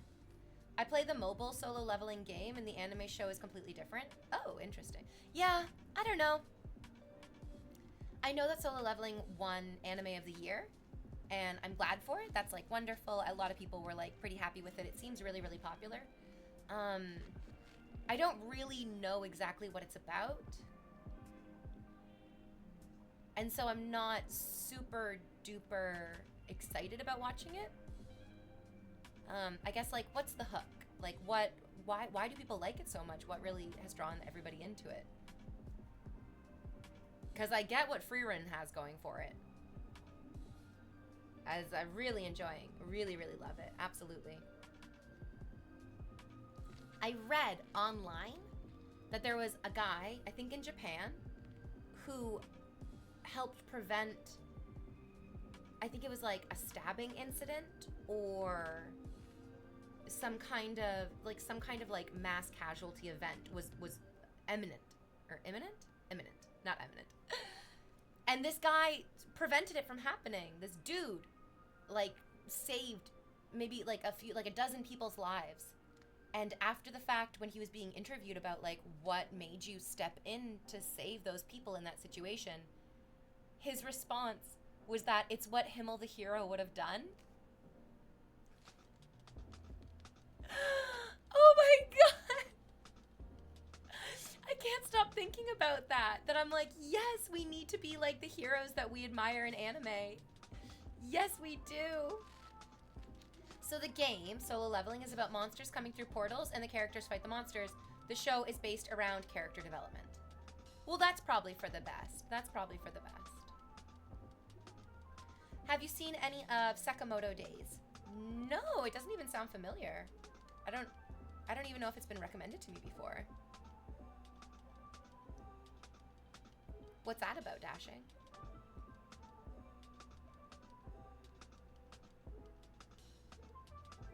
I've seen it around on Netflix. Oh, the one that I think Netflix really wants me to watch is The Apothecary Diaries. That's the one that Netflix is like, hey, bitch, this is going to be your new obsession. Buckle up. Buckle up, cunt. And it seems like it'd be right up my alley. I haven't watched any of it yet. I've also seen a few people doing cosplays from the anime as well. Yeah.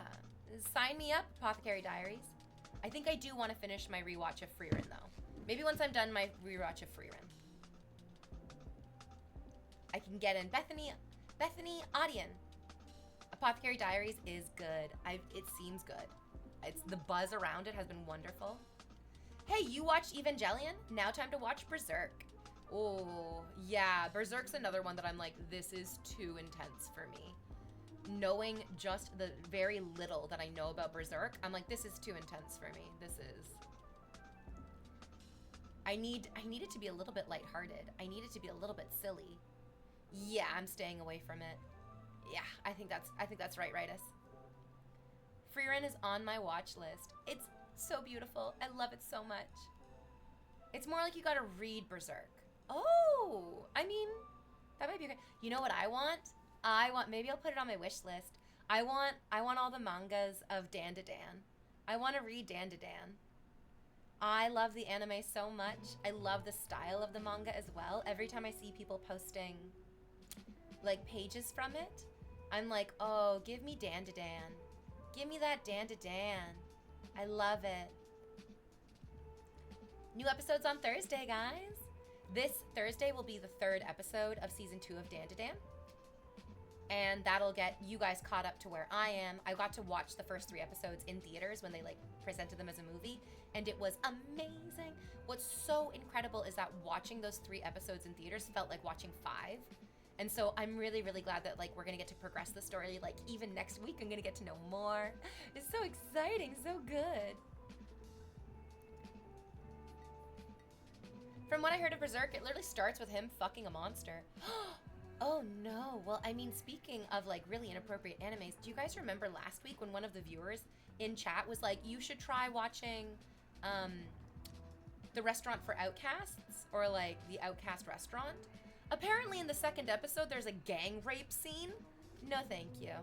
No thank you. This is why we don't do anime recommendations, because people recommend the weirdest fucking shit. No thank you. Yeah, what the fuck indeed. Apparently, this Outcast Restaurant series it looks like it's gonna be like a slice of life restaurant cooking anime, and then there is a gang rape scene in the 2nd episode. Yes, very a la Goblin Slayer. Yeah. Not to be confused with Demon Slayer, which has no sexual assault, thank God. Yeah, maybe avoid that Outcast Restaurant one.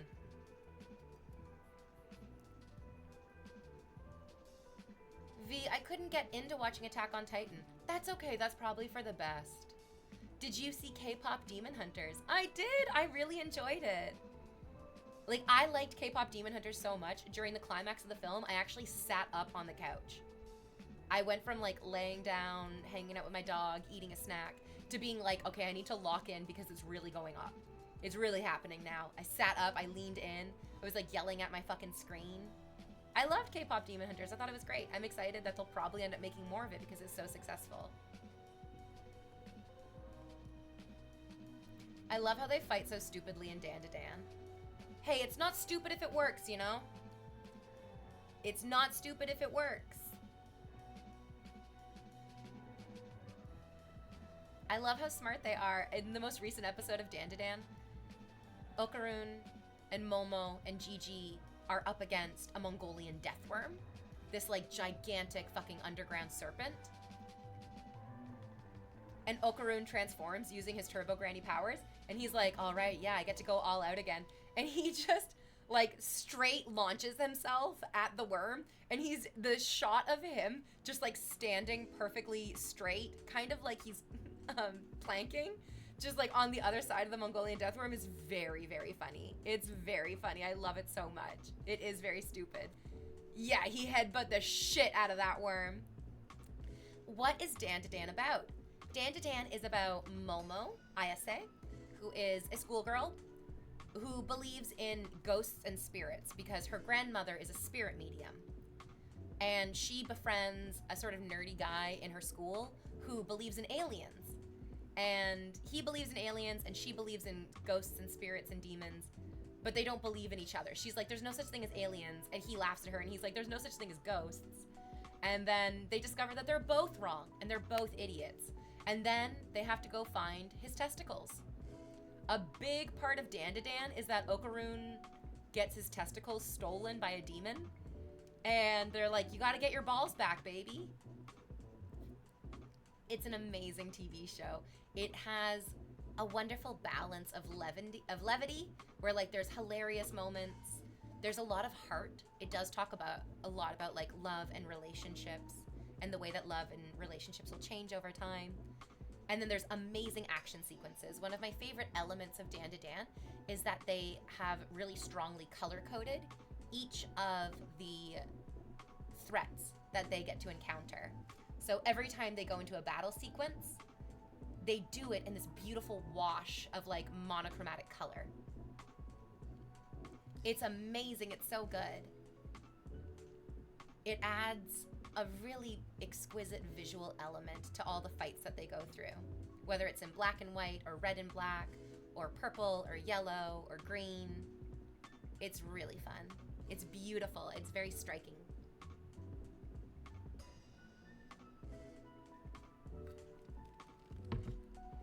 Oh yeah. And the intro music, yeah.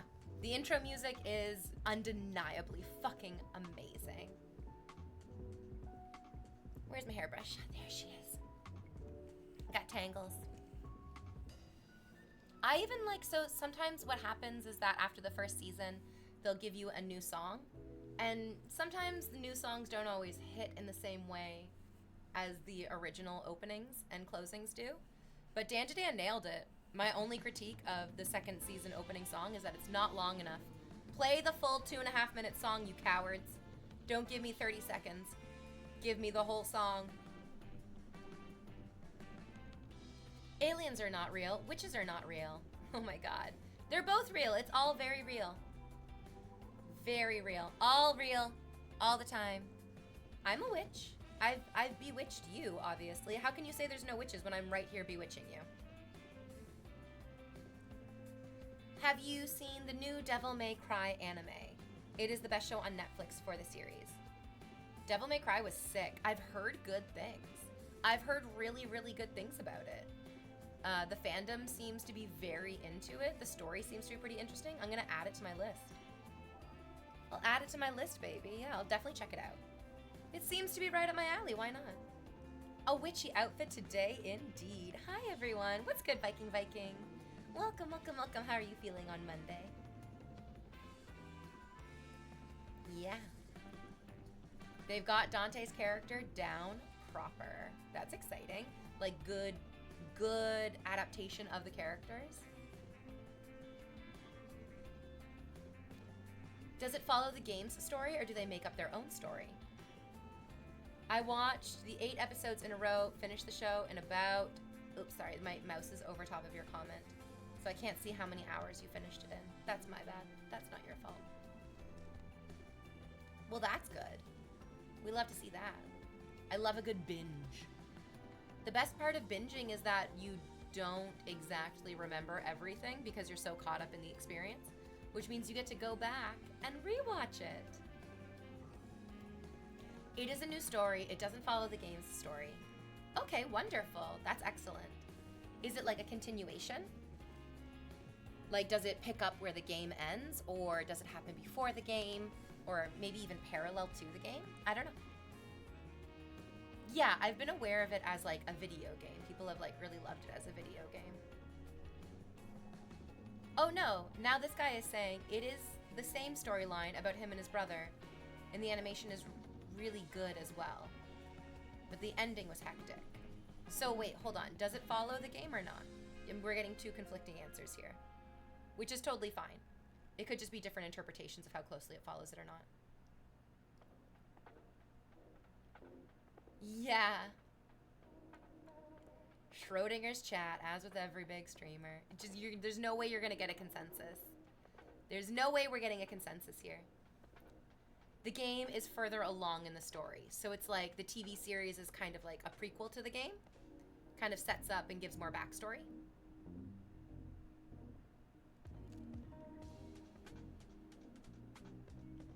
It does follow the brother's story, but there is a new villain. Okay, so the story is kind of the same for the protagonists, but it's a new story for the antagonists. That would kind of maybe explain why you guys gave us two different answers there. I'll allow it. I won't punish you too badly for your indiscretions.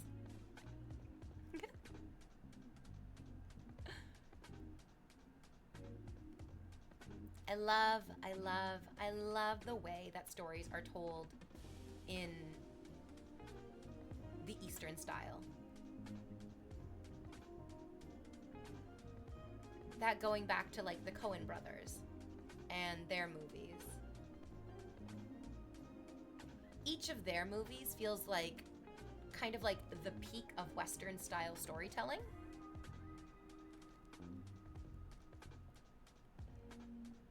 And that it's pretty fucking linear. It's like always pretty fucking linear with their stories. If I'm wrong, please correct me. But that's kind of the way that we are taught to tell stories in the West, in North America. Oh, Rhodium, I was wondering why the fuck you weren't gifting subs. I didn't want to call you out because you already seem so pathetic and fucking dismal. And I was worried what my attention might do to crumble your already incredibly weak ego. But I'm glad you figured it out yourself, you fucking idiot. Oh, good. The username Global Warming just subscribed. I'm gonna fucking kill myself in a video game. God fucking damn it.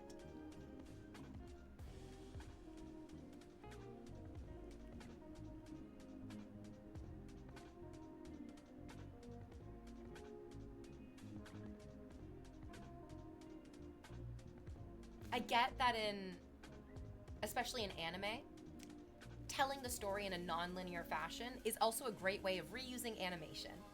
In anime, it's very expensive. Naruto was amazing for this.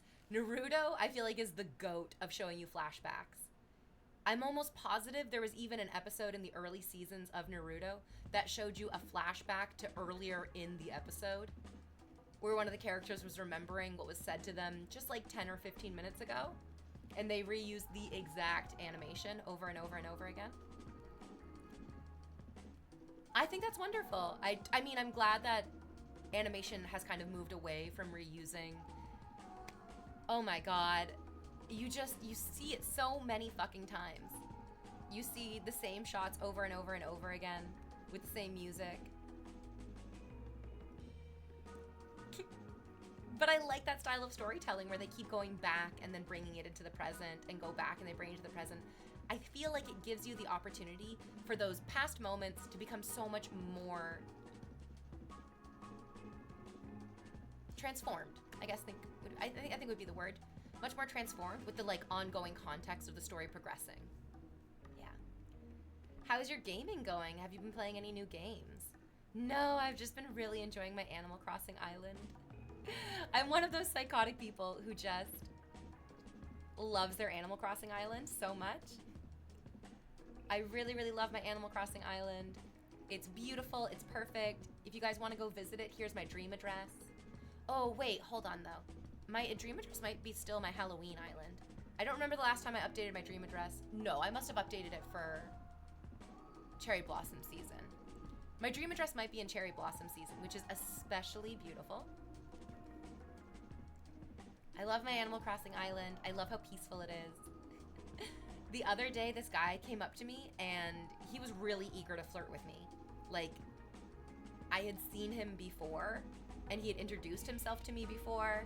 And I was like, okay, it's nice to meet you. Okay, goodbye.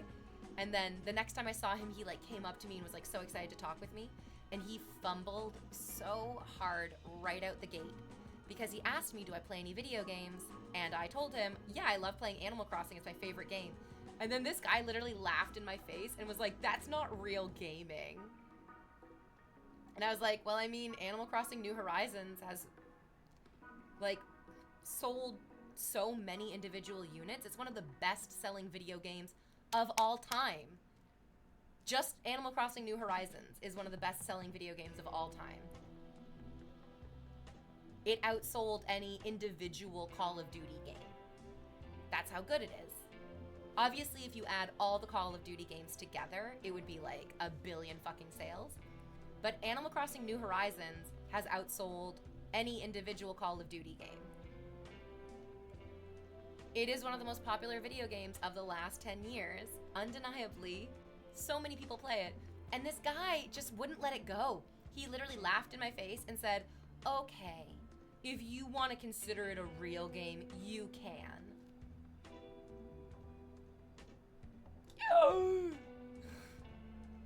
Like, dude, Nintendo is going to fucking, in a video game you. Nintendo is going to come in and kick your door down and just fuck you up. Nintendo is very protective of Animal Crossing. People get their entire games permabanned for hacking it. It's incredible.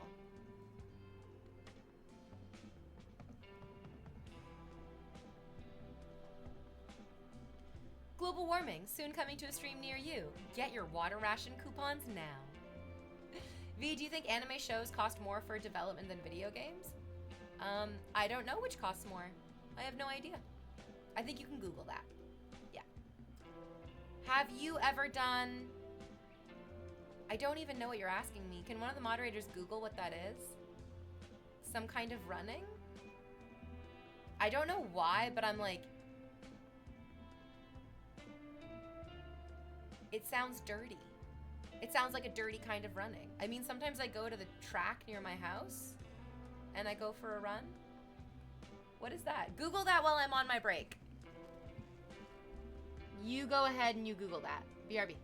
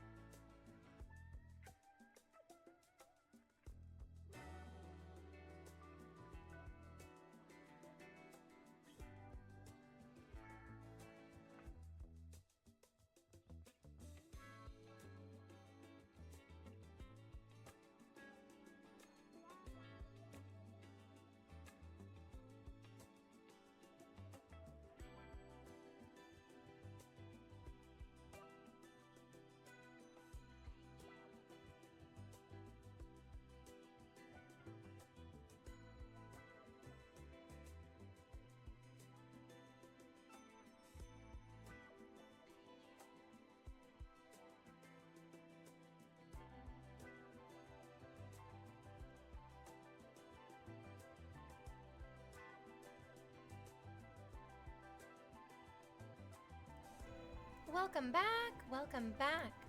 Welcome back, welcome back, welcome back. Hello, welcome back. Hello. Oh yeah. Oh yeah, that seems pretty par for the course for Twitch stream. I'm such a loser, he says. I would pay just to have V kick me. You would not even be the first person to try to pay me for that. I've had lots of people be like, I will give you money for you to kick me or step on me or all these things. Yeah, you are not the first, you are not the second, you're probably not even in like the top 100, to be honest. Come on, you babies, line up. Line up. There we go. Well, that sounds painful. No, I'm not really great. I'm not great at soccer. I was never like great at soccer. So I'm not. Yeah, it's just. I don't think my kicks are that hard. I don't think they're physically that hard, but I feel like the kick would be very emotionally hard. I would make you suffer emotionally for the kick. Which is kind of even better than just like, I don't know, leaving a bruise or what have you. Yeah.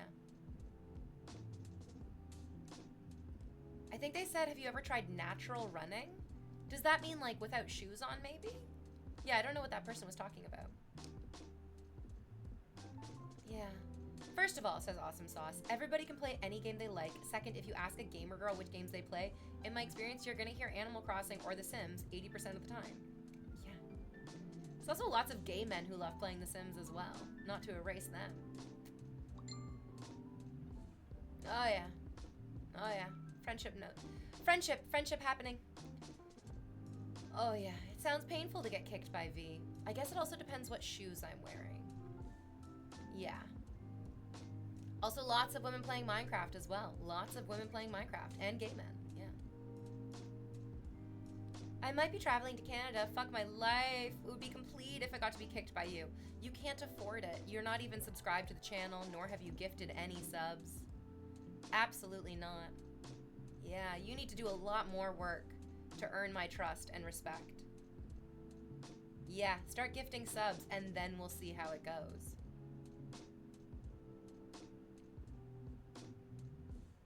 Also depends on where the kick lands. Oh yes, yeah. Getting kicked in the arm or the leg, you can survive that. Getting kicked in the head or the groin, oh, that's gonna do some damage.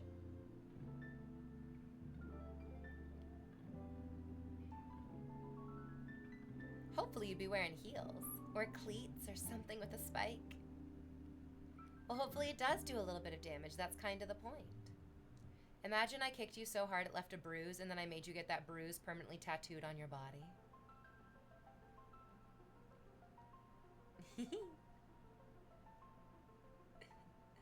If you aim it just right, says Biking Viking, he'll sing as a mezzo soprano.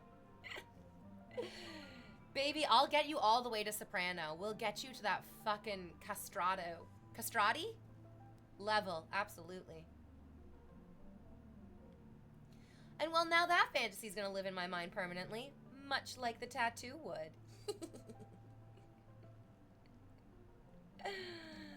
I mean, you should permanently improve your body, and Lord knows you're not gonna do it by exercising and eating right.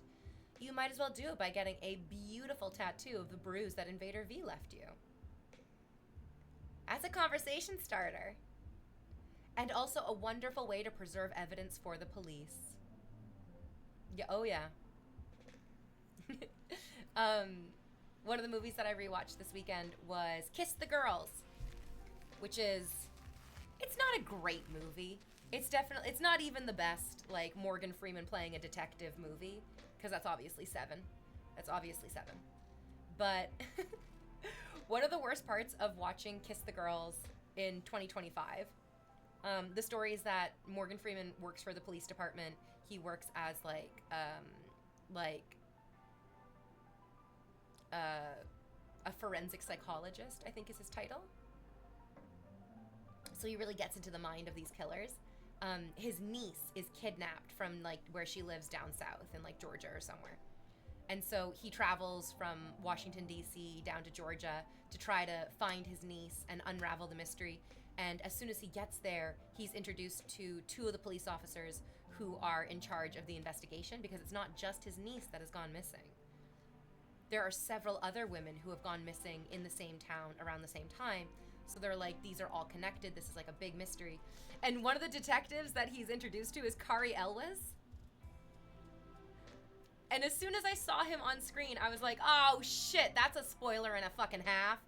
He is way too famous and way too good of an actor just to be playing a like incompetent throwaway police officer. Like, you're watching the movie and you're just like, oh geez, I wonder who the surprise villain is. It's definitely not going to be the legendary, incredibly handsome, charismatic, and yes, kind of evil Kari Elwes. I love him so much. He's so beautiful. His face is just like, if they had made the Barbie movie in the 90s or the early 2000s, he would have been Ken. He absolutely would have fucking nailed it as Ken. I love him. I love him in Robin Hood Men in Tights as well. His fucking jab, about being Robin Hood who can actually do his British accent. I love it. Oh, I love it. Kari Elwes is so great in Psych. He's amazing in everything. I feel like he is an actor who deserved to have like full-fledged A-list status. And there's no reason for him not to be. I feel like he's the like movie lover's favorite actor. But for the casual like movie viewer, it might be the type of thing where they're like, oh, I know his face, but I don't know his name. And like, you deserve to know his name just as much as you know like Robert De Niro's name or Brad Pitt's name. No one will ever forget him as Wesley in The Princess Bride. Oh, as you wish. He just nailed it. He was strong, he was mysterious, he was vengeful, he was heartfelt. He's just amazing. He's just absolutely fucking amazing. The Princess Bride was the first movie that I saw that actually made me cry. I had never known that you could cry during a movie, because I was young. It's like a really little kid. And like most of the movies that you watch as a little kid don't really make you cry. But I cried like a fucking baby watching The Princess Bride. I had no idea. I was not prepared. And then when you're in the senior home, they'll send you to every doctor trying to figure out why you have a bruise that won't heal. Do you have any tattoos? I do. I have 2 little tattoos on the back of my legs, on the back of my calves. That's how I felt, says North Countryman, watching Train to Busan last night. Gee, I wonder how this not-so-great dad will end the movie. Yeah. Oh, yeah. Such a perfect movie. You didn't even cry watching Bambi? No, I think I was just so horrified. I think I was so shocked and horrified during Bambi that it didn't make me cry.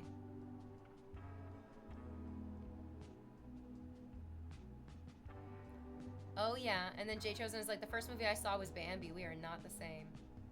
Bambi was really horrifying, absolutely. But it didn't make me cry like The Princess Bride did. I don't know. It's the shock. The shock just like overwhelms you. Because you're like, oh my god, they killed Bambi's mom. It was very shocking. And scary. But it wasn't as like heartfelt and emotional.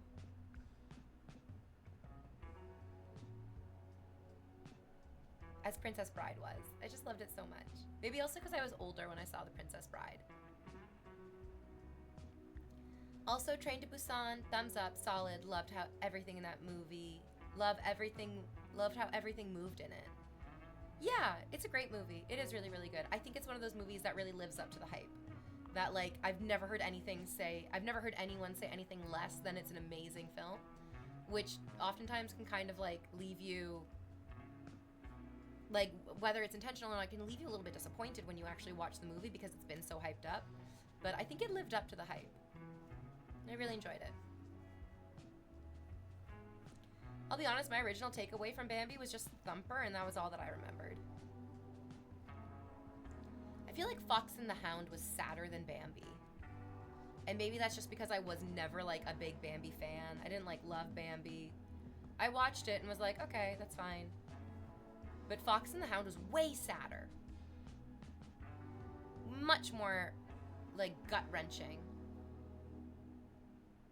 Oh, Fox and the Hound was so sad. I think I, like, ripped up the storybook of it.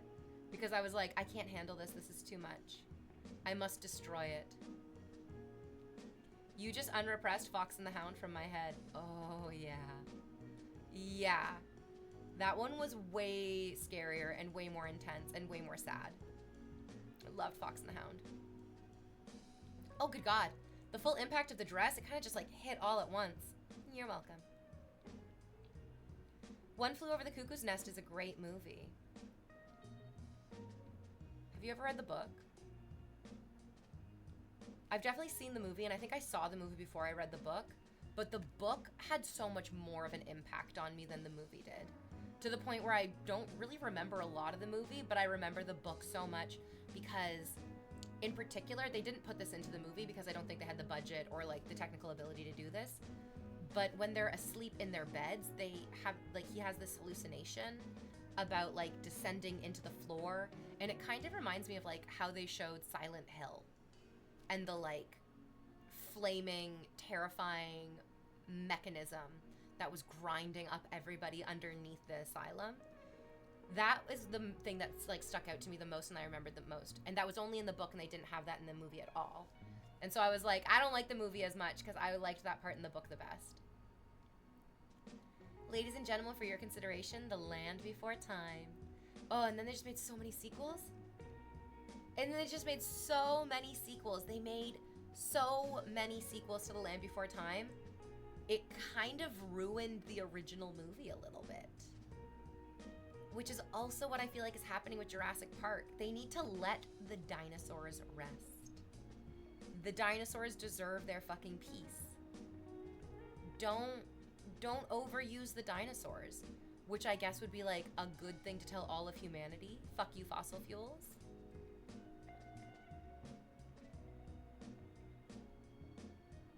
We need more Silent Hill movies. The first Silent Hill is one of my favorite movies of all time. Like, I rewatch it multiple times a year. I also really love that they filmed that movie in Southern Ontario. So there are lots of, like, recognizable spots and bits that I'm like, that's in fucking Toronto, that's in fucking Hamilton, that's fucking amazing, I love it. Feel really proud to, like, live in a city that has a very, very rich cinematic history. And I will fight tooth and nail until the day that I die that the first Silent Hill movie is a perfect movie.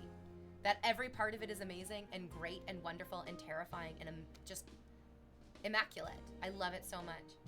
And then there's a second Silent Hill movie, and I don't think that one happened. I don't think that Silent Hill movie was real. I think that was a really intense mass delusion. I don't think it was real. That first Silent Hill movie, they just nailed it. It's so spooky, it's so scary.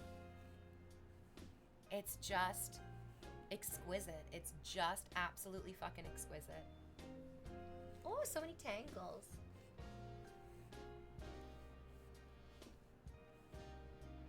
The book has Chef Bromden's sick world, more detailed. Movie screenplay removes them. Yeah. Well, now I just want to watch Silent Hill, and you should. Oh, Alejandro, you have no idea. They're so good. The boots are exquisite. I wish I could show you, but you're just too poor to enjoy them. I think all of you are too poor to enjoy them because none of you have been gifting subs. What the fuck is wrong with you? How dare you enjoy my boots and my exquisite dress without gifting subs? I show up looking like $1 million and you don't pay me back? Rude. You are deeply indebted to me.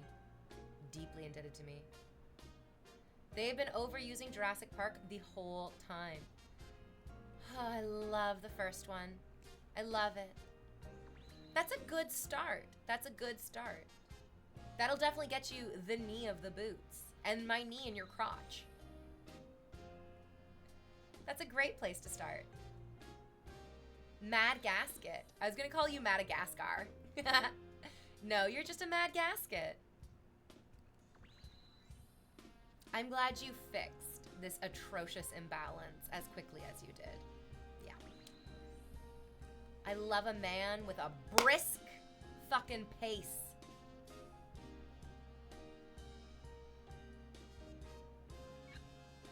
I wish I wasn't buying a house currently. The boots are hypnotizing. Don't worry about it, baby. You can buy your house. You don't need furniture or electricity or property taxes. Just like Alejandro has already sold his house and his children's future and his dignity. Oh, Alejandro. I know you live for the boots, but I need you to die for the boots. Yeah. It's not enough just to live for the boots. You have to die. You have to perish for the boots.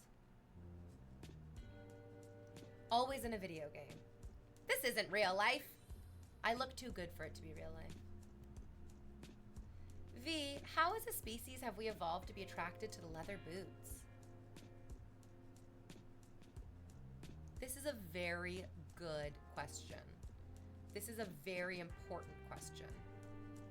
I don't have the answer for you, but I'll be angry at you until we get it. Yeah. Shiny, enough said. Oh yeah.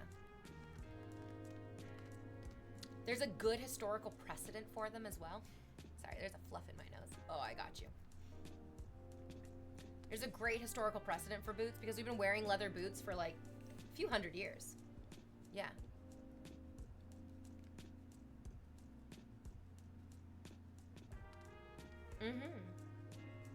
Hey, the only problem we have is you clinging to the illusion of your free will. You don't fucking have that. It is an illusion. I am in control. The boots clearly state that I am in control. And not just with the words, but with their mere form and function. Yep. Yeah, you're welcome for that little nugget of knowledge, you idiots. Leather, strong, rich, skillful enough to hunt, skin, transform, and buy leather goods. We must meditate on this question for the next half century. It's the least you could do. Yeah. Alejandro says, I'm sorry for being poor. You say that as if I'm not the one who impoverished you. I know you're sorry for being poor. I'm the one who made you poor. And I'll do it again, and perhaps even a third time. And then I'll let you rest, and then I'll make you poor again. Humanity really peaked with the invention of leather boots, and it's just been downhill ever since. This is invariably correct. Yeah, that's an important life lesson for all of humanity. The leather boots, the fit, the fucking heel, the little platform. Oof, exactly. I knew it. I knew that you were willing to, just basically eat raw ramen noodles in your beautiful empty house. Oh, you poor, sad, sick idiots. Poor because I impoverished you. Sad because you can't give more. And sick because you can't afford heating. That's just the way that I like you. Weak, submissive, and simping. I have a crystal rock circlet on my head that prevents succubus mind control. You stupid idiot. You should have had that wrapped around your cock because I'm not controlling your mind. I'm definitely controlling your reproductive organs, which absolutely overwhelms any sort of brain function you might have. You poor idiots. Purple, purple, you can't escape. You really can't. But I'll let you twist in the wind for a little bit longer because it turns me on. Turns me on to watch you struggle. High heels were originally meant for horse riding. And don't you fuckers love to imagine yourselves between my legs cantering away over the countryside? I know you do. V, says Beer Bacon, life has been going a lot better. I'm still here for my insult, though. You stupid, worthless moron. Your life going better is merely an illusion that I have allowed you to perceive. In reality, you've never been closer to destruction or your demise. Because you're there underneath my boot. Figuratively, literally, subliminally, superliminally. Hey you, gift me some subs. Superliminal is my favorite. The Simpsons absolutely went off the rails. But that episode with like the join the Navy subliminal song is so funny. We've been using all sorts of liminal messaging. Subliminal, liminal, superliminal. It's a perfectly cromulent word. Hey you, join the Navy! Okay, yeah, I guess I will. I mean, that's basically what Top Gun was. Top Gun was absolutely superliminal Air Force messaging. It really screamed like join the Air Force, and it worked. And it worked astoundingly, yeah. Ivan Nyetnyaj. Oh, yeah. Still waiting on that sailor cosplay. Oh, yeah. Fan Expo is definitely coming up. And Alejandra, I'll be using your gifted subs to perfect my cosplays. I'm very excited for Fan Expo. Oh, it's going to be amazing. Oh, it's going to be wonderful. I love Fan Expo. Apparently, it's a little bit larger than Comic-Con is in Toronto. Oh, it's wonderful. I'm very jazzed for it. I'm still trying to decide what cosplays I want to do, but I'll be sure to take lots of photos for you guys to jack off to. The difficulty is that it's in August, so it's really hot. It's like a really, really hot time of year. So cosplays with wigs can definitely increase the heat. Yeah. But then also, cosplays just look best with a wig. They really do, invariably. They made a Top Gun board game, and it was two things. Plane fights and volleyball. Horny. Very horny. Love that. Woo, she's especially cromulent today. Fuck yeah, I am. How big is the boot collection now? Wesley, I'm so glad that you asked, because literally it's so big that I forgot that I had these boots. I was looking for the red boots, and I opened a box, and I was like, oh my god, I totally forgot about these boots. They're amazing. I should incorporate these boots into a cosplay, because I could definitely wear these boots all day walking around Comic-Con. Or sorry, Fan Expo. Fan Expo. Yep, Top Gun was the Navy, and I'm glad you enjoyed the movie. No, wait, no, Top Gun was the Air Force, wasn't it? Battleship was the Navy, starring Rihanna.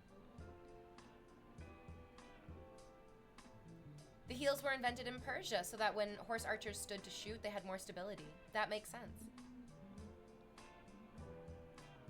Tustaki? Thank you for 3 months. So glad to have you. August is my birth month. Oh, yay. Peridot is your birthstone. Did you know that? Oh, I'd love to see any pics of the cosplays come Comic-Con time. Yeah. I've got some great ones. I got some real good ones. Who here is old enough to know what a subliminal cut is? No, I'm not familiar with the phrase. I guess I'm not old enough. This is definitely the best Monday of the year. The goddess of beauty dressed in black with some stunning boots. Alejandro, you don't have this money. You do not have any money. You're very poor. You're a very poor man, Alejandro. Where are you finding all this money? I already took all your money. You can just Google what a subliminal cut is. I don't have my cell phone on me right now. And my computer's also out of reach. And everybody who's watching the stream is either reaching deep into their pockets to pay me money that they don't even have, or their hands are firmly wrapped around their cocks, jerking themselves off like the pathetic little idiots that they are. We're all fucking tied up. Everyone's tied up. You're just gonna have to tell us what a subliminal cut is. Is that in the movie where they put one frame that like moves so quickly you can't notice it consciously, but your brain will pick up on it subliminally? A JoJo cosplay would go crazy. Are there any women in JoJo? Except for Jolene, obviously. Jolene is the only woman in JoJo. Iraqi forgot about women, except for Jolene. I would love, but you know what's so weird? I feel like I wouldn't, like, not that I couldn't do a good Jolene cosplay. Her personality is just so rock hard. Her personality is so intense and beautiful. I'm like, I'm too weak. I'm too much of a princess to do a good Jolene cosplay. That's why you can do like a Lady Jotaro or something. Trish, meh. I feel like I could do a Trish because I'm also a bit of a princess and Trish is a bit of a princess, yeah.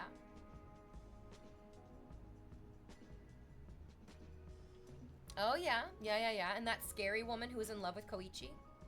I do love Koichi. He's a reliable guy.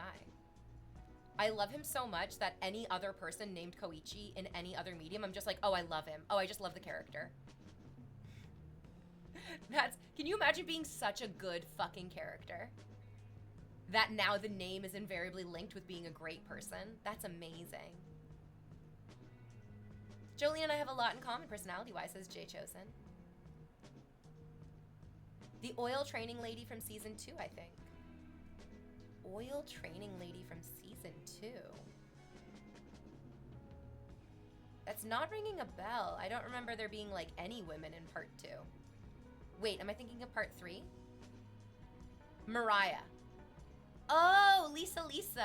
Of course. She's a mommy. She's not a girl.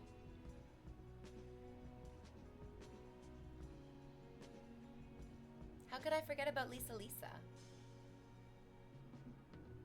Nice.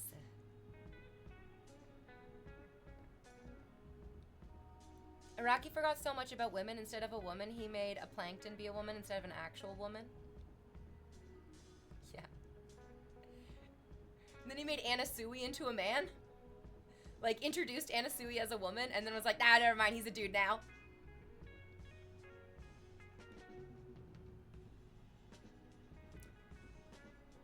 What is a woman? Ew, this guy said that he's drooling over my boots. Oh no. Oh no, you need to pay me a lot more if you're gonna drool over my boots. You need to put a 0 on the end of that donation and try again.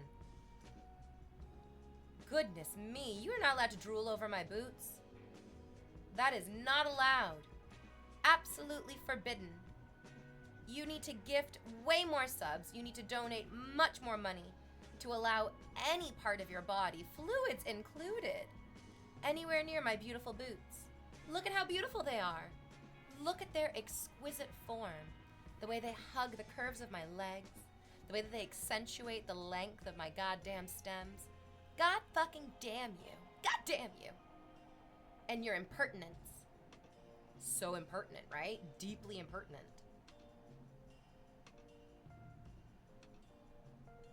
Am I allowed to watch if I'm not a simp? I want to say no. I want to say no. Sycophants only. Yeah. I'm sorry. This is a sycophants only stream. If you're not here to jerk yourself off or try to jerk me off, get the fuck out. There are more boring streams that you can enjoy. Also, it's well documented that Araki's taste in men changed over time drastically. He went from loving big muscle man to just being so into twinks. I love it because I feel like he's informing the culture. Like, he is truly defining what we find attractive in people. It's amazing. Do you really think that Timothée Chalamet would have had a chance if not for Araki? I also, as I was rewatching The Big Lebowski this weekend, I was like, you know what's so sad? If they made The Big Lebowski in 2025, Donnie would not be played by Steve Buscemi. Donnie would be played by Timothée Chalamet. And I hate how right that is. Not because it's not right because it's good. It's right because we live in a weird fucking world. Ugh. Ah, jeez.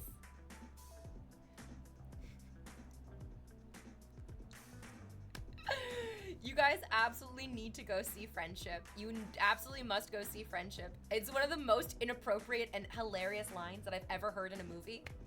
There's a part in Friendship where somebody is doing a speech, and it's a beautiful motivational speech. He's like, this is important.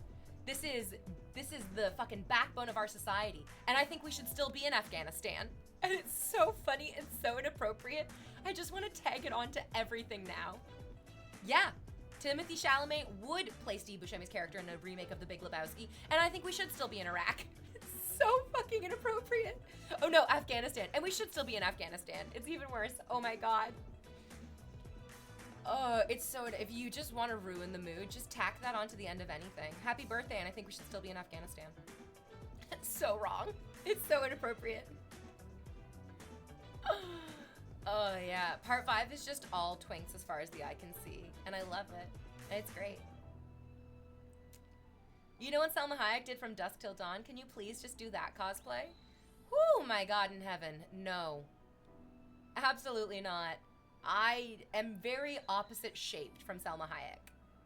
Like, she has like a very lovely curvy butt, absolutely, but her stomach is perfectly flat. My stomach is not perfectly flat. I definitely have a belly. And my boobs are beautiful and supple and full, but they are not Selma Hayek fullness. Alejandro, are you trying to get yourself on the leaderboard? You are in danger, little boy. You are in so much danger. Yeah. Alejandro is meant for the streets, and I'm sending him back there.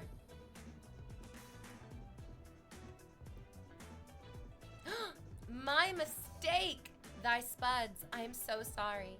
I'm so used to disgusting, slobbering men tripping over themselves to give me everything that they have. Sometimes I can't even tell when a beautiful little gal comes in, just doing the exact same thing. Sweetheart, you need to try a lot harder, girly. A lot harder. Bukarati for the best mom in anime. Did you see that this weekend on a list of the best mothers of all time? And they're like, Bukarati, #1. He is the best mother. He absolutely is. Talk about crying my fucking eyes out. Oh, good God, the thighs are so juicy. You need to go look at my Instagram story because they are outrageously juicy on the Instagram story. Yes, the tightness of the boots, the tightness of the stockings, the tightness of the V is really on full display in the Instagram stories. You're welcome. Yeah. I've seen multiple lists of the best mother characters over multiple animes, and it's always Bukarati, always #1. He literally said, I will stay alive until my children are safe. Like every good mother would. Yes. Oh yeah. I love it. I live for it.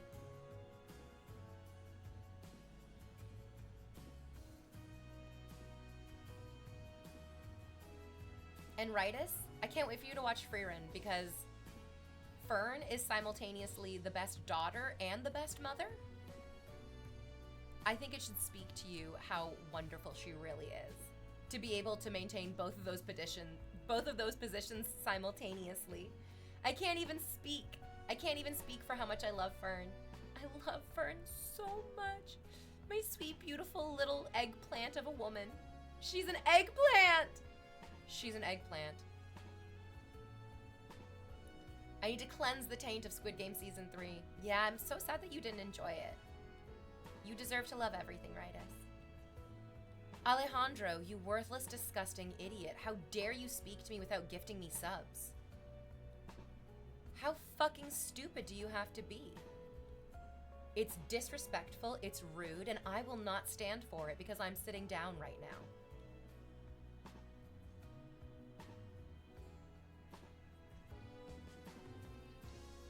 Daft Play says, I love you. Yeah, you do. Yeah, you do. Which is amazing because you're a fucking dog. But sometimes dogs are better lovers than... Ew, no, not in a bestiality way. I mean that, like, dogs love humans. Oh, no. Oh, I said the wrong thing. Dogs are better... I can't wait for that to be clipped and for me to get into so much trouble. Uh-oh. Dogs are better at loving people. Definitely not dogs are better lovers. Whoa, no, that's not right. It's not the right thing to say. Well, that's me canceled again. Make sure you gift subs immediately because she is getting canceled. Yeah. Oh, KP. Welcome, KP. Welcome back, welcome back, welcome back. 32 months in total, but on an 11-month streak. I'm glad you got your shit together 11 months ago and decided to be consistent for once in your life. You're welcome. Uh-oh, spaghetti O's. Oh noes. Oh geez, oh no. Alejandro, where the fuck are you? I'm not seeing your gifted subs in chat, which means you are a disappointing, worthless moron. And I don't think I deserve to be in the presence of disappointing, worthless morons. Do I, Brandon? Do I, Brandon? Absolutely not.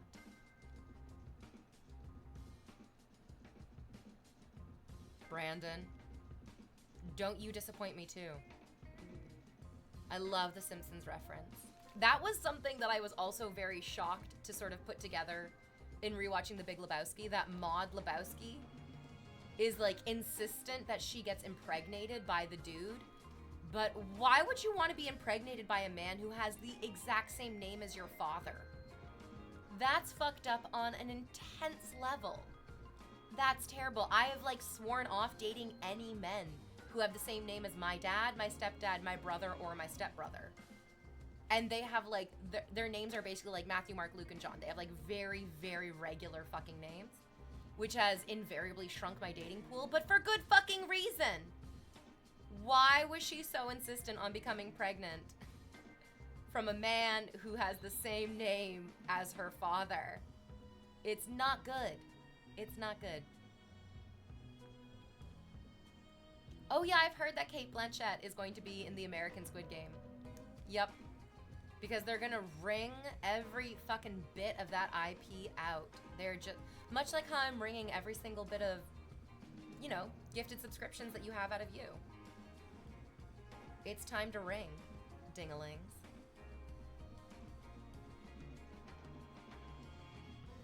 Yeah, Brandon, have some self-respect. God damn it, Brandon. Nuclear Star, welcome back for 15 months. Currently on a 2-month streak. And James, where the fuck have you been? I'm very disappointed at your lack of simping, James. You need to fix it, and you need to fix it now. You're disappointing everyone, including God. Oh, wow, I heard that pun. Nuclear Star, don't even get me started on how fucking disappointing you are. A travesty. A treasonous infraction. Where are the gifted subs? Worthless. Worthless viewers, the lot of ya. I do want to see how they Squid Gameify Red Rover. Squid Game baseball, they play with grenades. Imagine I got that right. Imagine I predicted it perfectly and they're like, uh-oh. Do we change it or do we lean into the fact that she figured it out? Daddy Canada says, I hope you're having a fantastic day. I must say, another stunning outfit. I love this outfit. Thank you so much. Yeah, it's great. It's comfy, it's sexy, it's sassy, it's getting you right in your goddamn nervous system. Chef Boga, that's not enough. That's not even close to enough. You need to do it much bigger, much better, and much more consistently. I'm angry at you now. Oh, you have inspired my ire. And now I'm gonna jam you in the dryer, stepsis.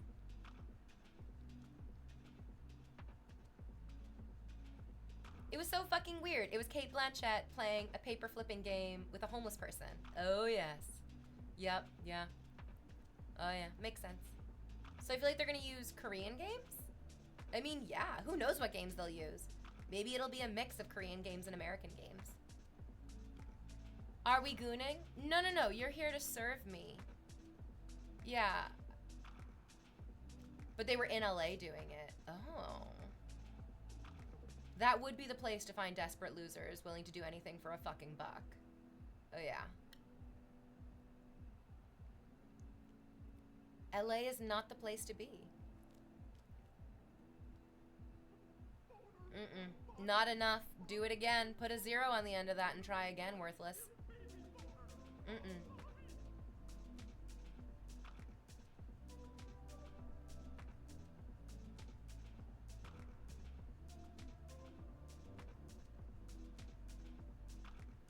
Maybe I'll rewatch that YouTube video. It's one of my favorite videos. It's from the YouTube channel called Abstract. They used to be called Real Horror, but they changed their username to Abstract, which I think is wonderful.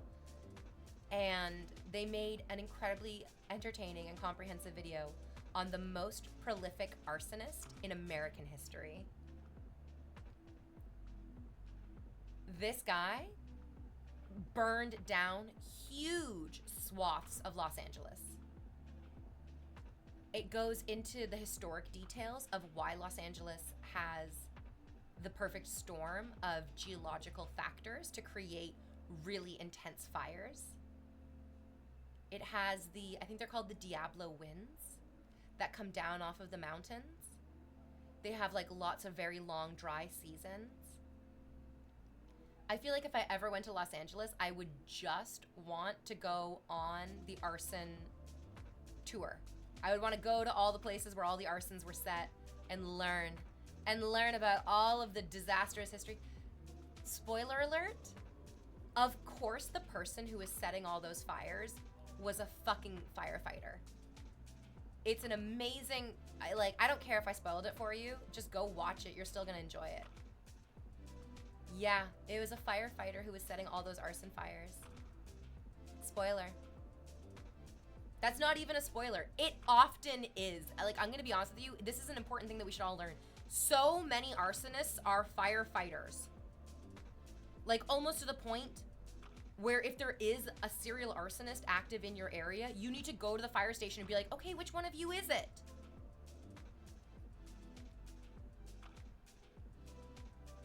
Yes. And I mean, don't get me started on how many cops are also serial killers. The number is not 0.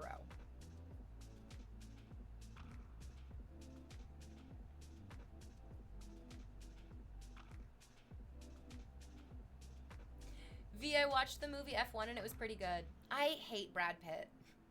I hate Brad Pitt. I will never watch another movie with him in it. I hate Brad Pitt. He was physically abusing Angelina Jolie for almost their entire relationship. He physically abused his children. I hate Brad Pitt. I really, really hate him. Why is that number auto-modded? I don't know. I think it wants you to give more context about what you're talking about. And there's a fire station near me. Prince of Wales, thank you so much for allowing us losers to go broke for you. You're fucking welcome. That is the perfect kind of simping. Very good. And James, yeah, that was okay. I'll accept your measly $5, James.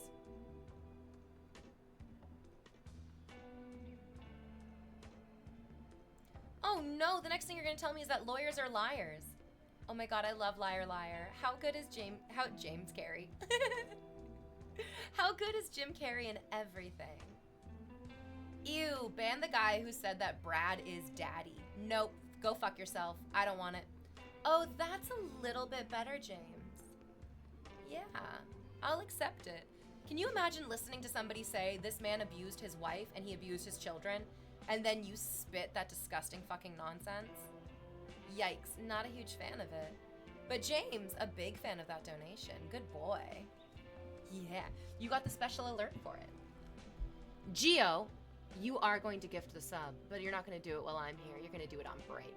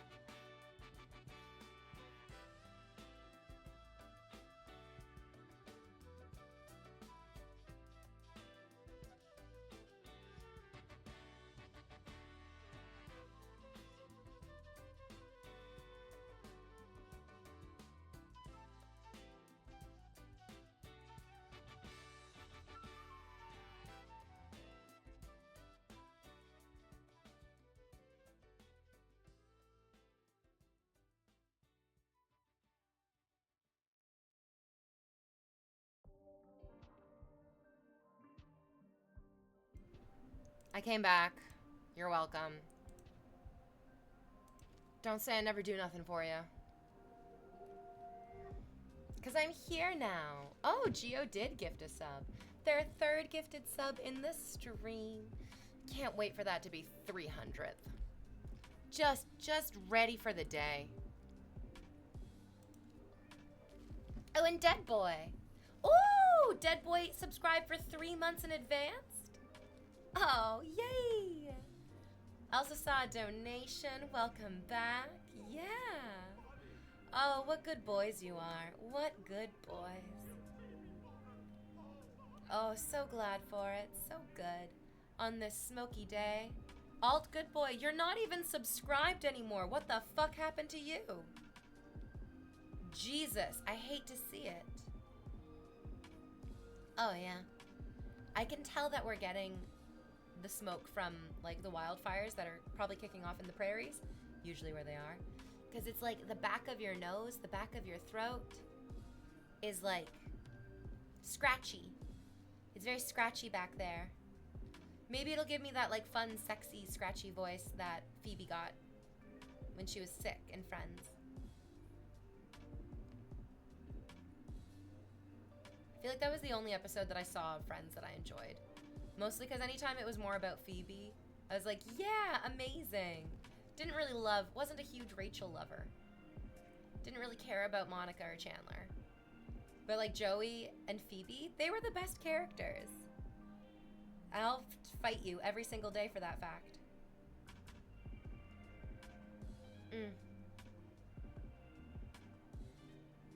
I wasn't a huge fan of Friends.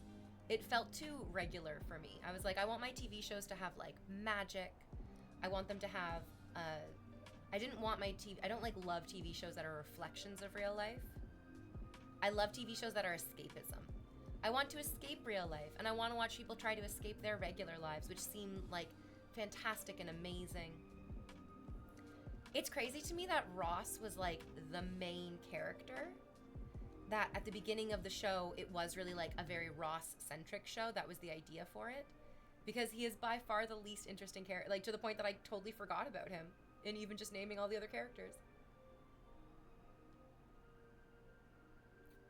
Yeah, it was too regular. You're just hooked. Ooh, and it's your 2nd month subscribing. You must have been gifted a subscription at some time. Yeah. The actors were all good at like being the characters that they were, yeah. But like the show overall was just, it wasn't Frasier.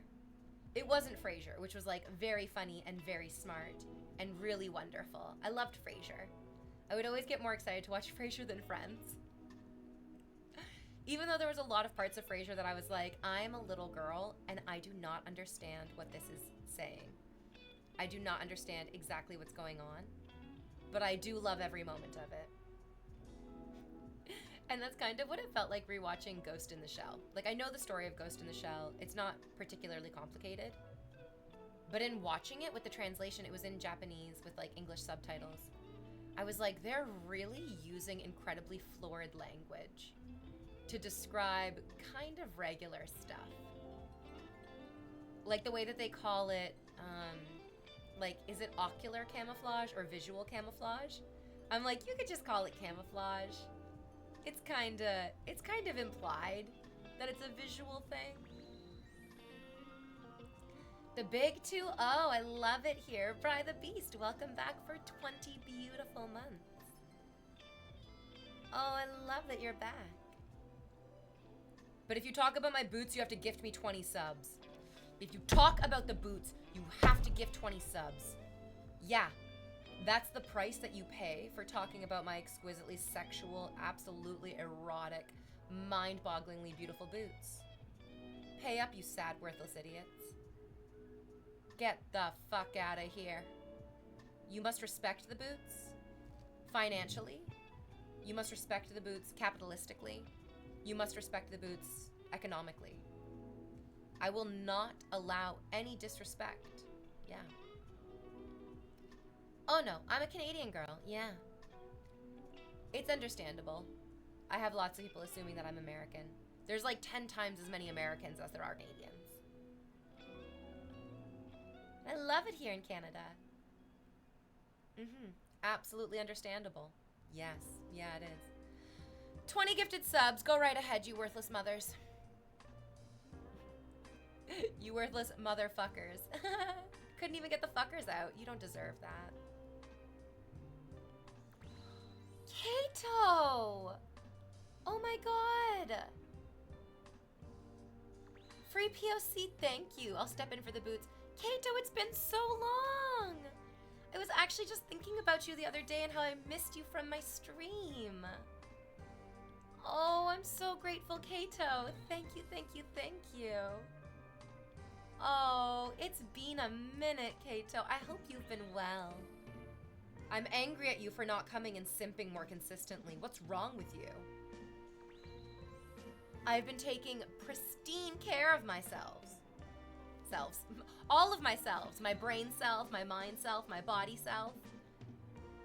And I've been showing up to punish you motherfuckers, and where have you been, Kato? Where have you been? Oh yeah. Welcome back, Kato. We missed you. I missed you.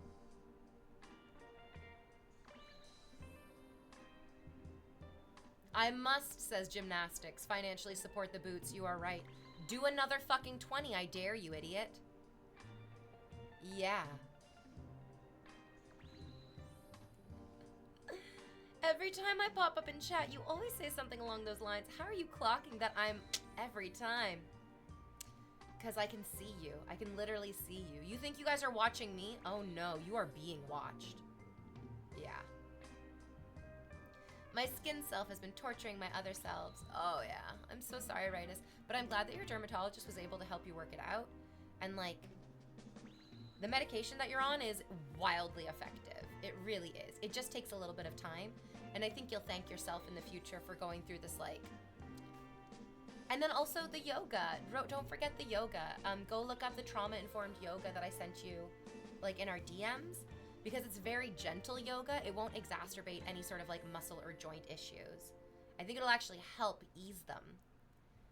Because it's good for your brain, it's good for your mind, and I know it'll be good for your body as well. Like, you're never going to be tired at the end of doing trauma-informed yoga.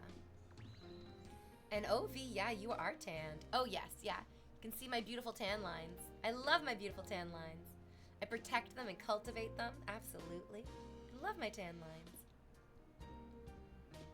Ever since buying a digital camera, says Sam Dog, I can only think of its positive points. There aren't any negatives. Because it's a digital camera and it doesn't use film to make a negative. Oh, Sam Dog, bless you and your fucking jokes. Bless you and your goddamn jokes. I live for them. They keep me young. That and genetics. Yeah. And I guess doing yoga too. Yeah. The yoga's definitely helped.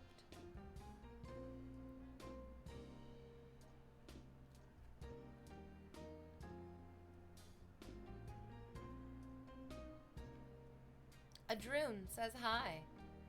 Hello. Are you here to gift subscriptions or are you here just to jerk yourself off? Because those are the two modes of chat today. You are either gifting subscriptions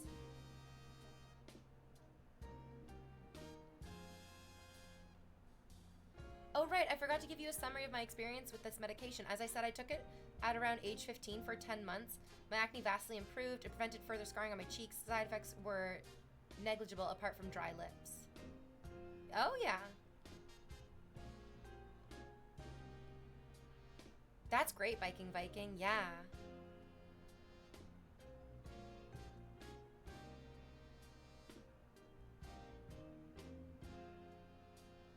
Oh, interesting. Bad Kato. Real bad Kato. I feel like I didn't remember any of that, Ritus. That's crazy. What a bad boy, Kato.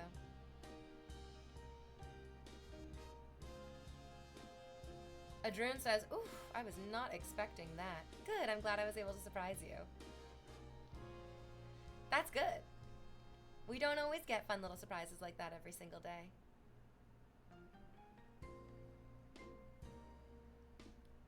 Rightus, my brain completely blocked out all of that. I think there's just only so much that it can handle, and that was beyond the limit. Fuck. Still grateful for the subs. Still real grateful for the subs.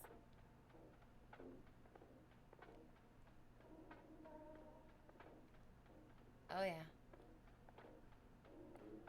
Yeah. It's hard to keep track online, absolutely. Well, goddamn. We still have a lot to celebrate today in chat, though. You all did a beautiful job of supporting the boots. The precious boots. The gorgeous, exquisite, lovely, erotic boots. Oh, the boots, the boots. I love the boots. I do love the boots. Especially because they don't squish my toes. The boots that I wore on Friday, because they have like a really narrow pointed toe, oh my god, my feet were aching. Just aching. Oh, my poor toes were like so scrunched up and it was so painful. I think it kind of put me in a bad mood on Friday, which like never does well. But these ones, because they have like a nice round toe, yeah. They're so comfortable. My little piggies are not squished up. Which is amazing. I have a real wide foot. Yeah, you could fit your tongue between each of my toes comfortably. Because they're not squished up toes.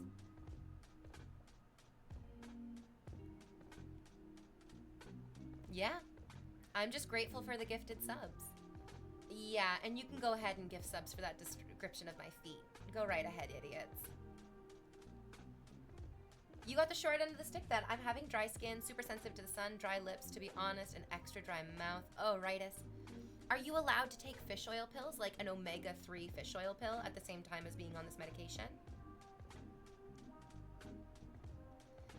Because I definitely would recommend taking some fish oil pills. That'll help. I'm not sure. I think either your doctor could tell you. I don't think there's any reason not to. Because it's like not like it's like hard on your anything. But taking fish oil pills, I think really helped with like keeping my skin dry and just like overall fucking the moistness. Fish oil pills, omega-3 is good for so many things. Google it and be astounded. And then you do get the fishy burps sometimes, that's true. It's good to take it with food so that you don't get fishy burps. Unless you're into that. Make sure you get fish oil pills from a pharmacy though, because they can expire quickly. Oh, really? I had the exact opposite experience where I had a bottle of omega-3 and I was like, when does this expire? And it was like, it expires in like 7 years. It actually lasted forever and ever and ever. I was so shocked. I didn't think that the fish oil pills would last forever, but maybe I got a really good brand. I don't know. Yeah, look up if you can take some fish oil pills alongside the medication. Yeah, I'll be going back to them in September. I think a Google will be able to tell you. I think a quick Google of like, can I take omega-3 while I'm on this medication will let you know. It's not grapefruit. You can't take grapefruit with so many other types of medication. For whatever reason. For the reason.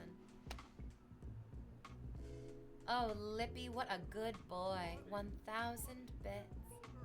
I'll take it happily, baby. My doctor told me that chilling the fish oil pills will help with the burps, and apparently they might make it last longer too. Somebody was like, make sure you refrigerate the fish oil pills too. That's good. Oh yeah.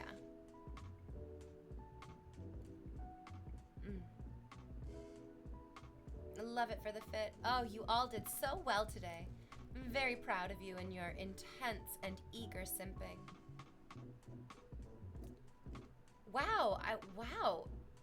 Aiden, because you're subscribed, the automod didn't immediately delete your entire comment. Wrestlers use fish oil primarily for its anti-inflammatory properties and potential to improve joint health, muscle recovery, and overall performance. The omega-3 fatty acids in fish oil can help reduce muscle soreness, improve range of motion, and potentially enhance muscle growth and protein synthesis. Additionally, some research suggests that fish oil may improve lung function and cognitive abilities, which can be beneficial for wrestlers. I've heard that it's very good for cognition, like it's good for brain health, absolutely. Holy Diver! Hello! It's been a minute. I think I remember you. What I also noticed when I was taking fish oil pills like religiously, I should go back to taking it more regularly. Oh, good boy. That's not nearly enough. You need to try much, much harder. Much harder. I definitely noticed that my nails and my skin and my hair were beautiful. Like, when I'm taking fish oil pills regularly, you guys come into chat and you scream at me, my God, V, you are glowing, you are glowing, you are glowing. So, yeah, everybody should be taking an omega-3, a fish oil pill. Get it. Oh, yeah. Do yourself a favor. And do it. Yeah, fish oil pills can help you build muscle. It's amazing. It's like a cure-all. That's good. You gotta keep your coat shiny, yeah. So that when I skin your hides, it's especially beautiful. Eileen is doing a Fiona cosplay from Shrek. Oh, say no more. Say no more. Amazing. Fiona, mommy. She's beautiful. She painted herself just fucking right. Oh, did she just go on break? That's all right. She'll come back to all of you guys. There, she's back now. Oh, she's playing with the green screen. Enjoy. Have a good rest of your day. Thank you so much for spending time with me. I had a beautiful day with all of your incredibly supportive simping. And I hope you enjoy masturbating for the rest of the day to this exquisite outfit that I wore for you. Yeah. Have a good one, everyone. I'll see you later.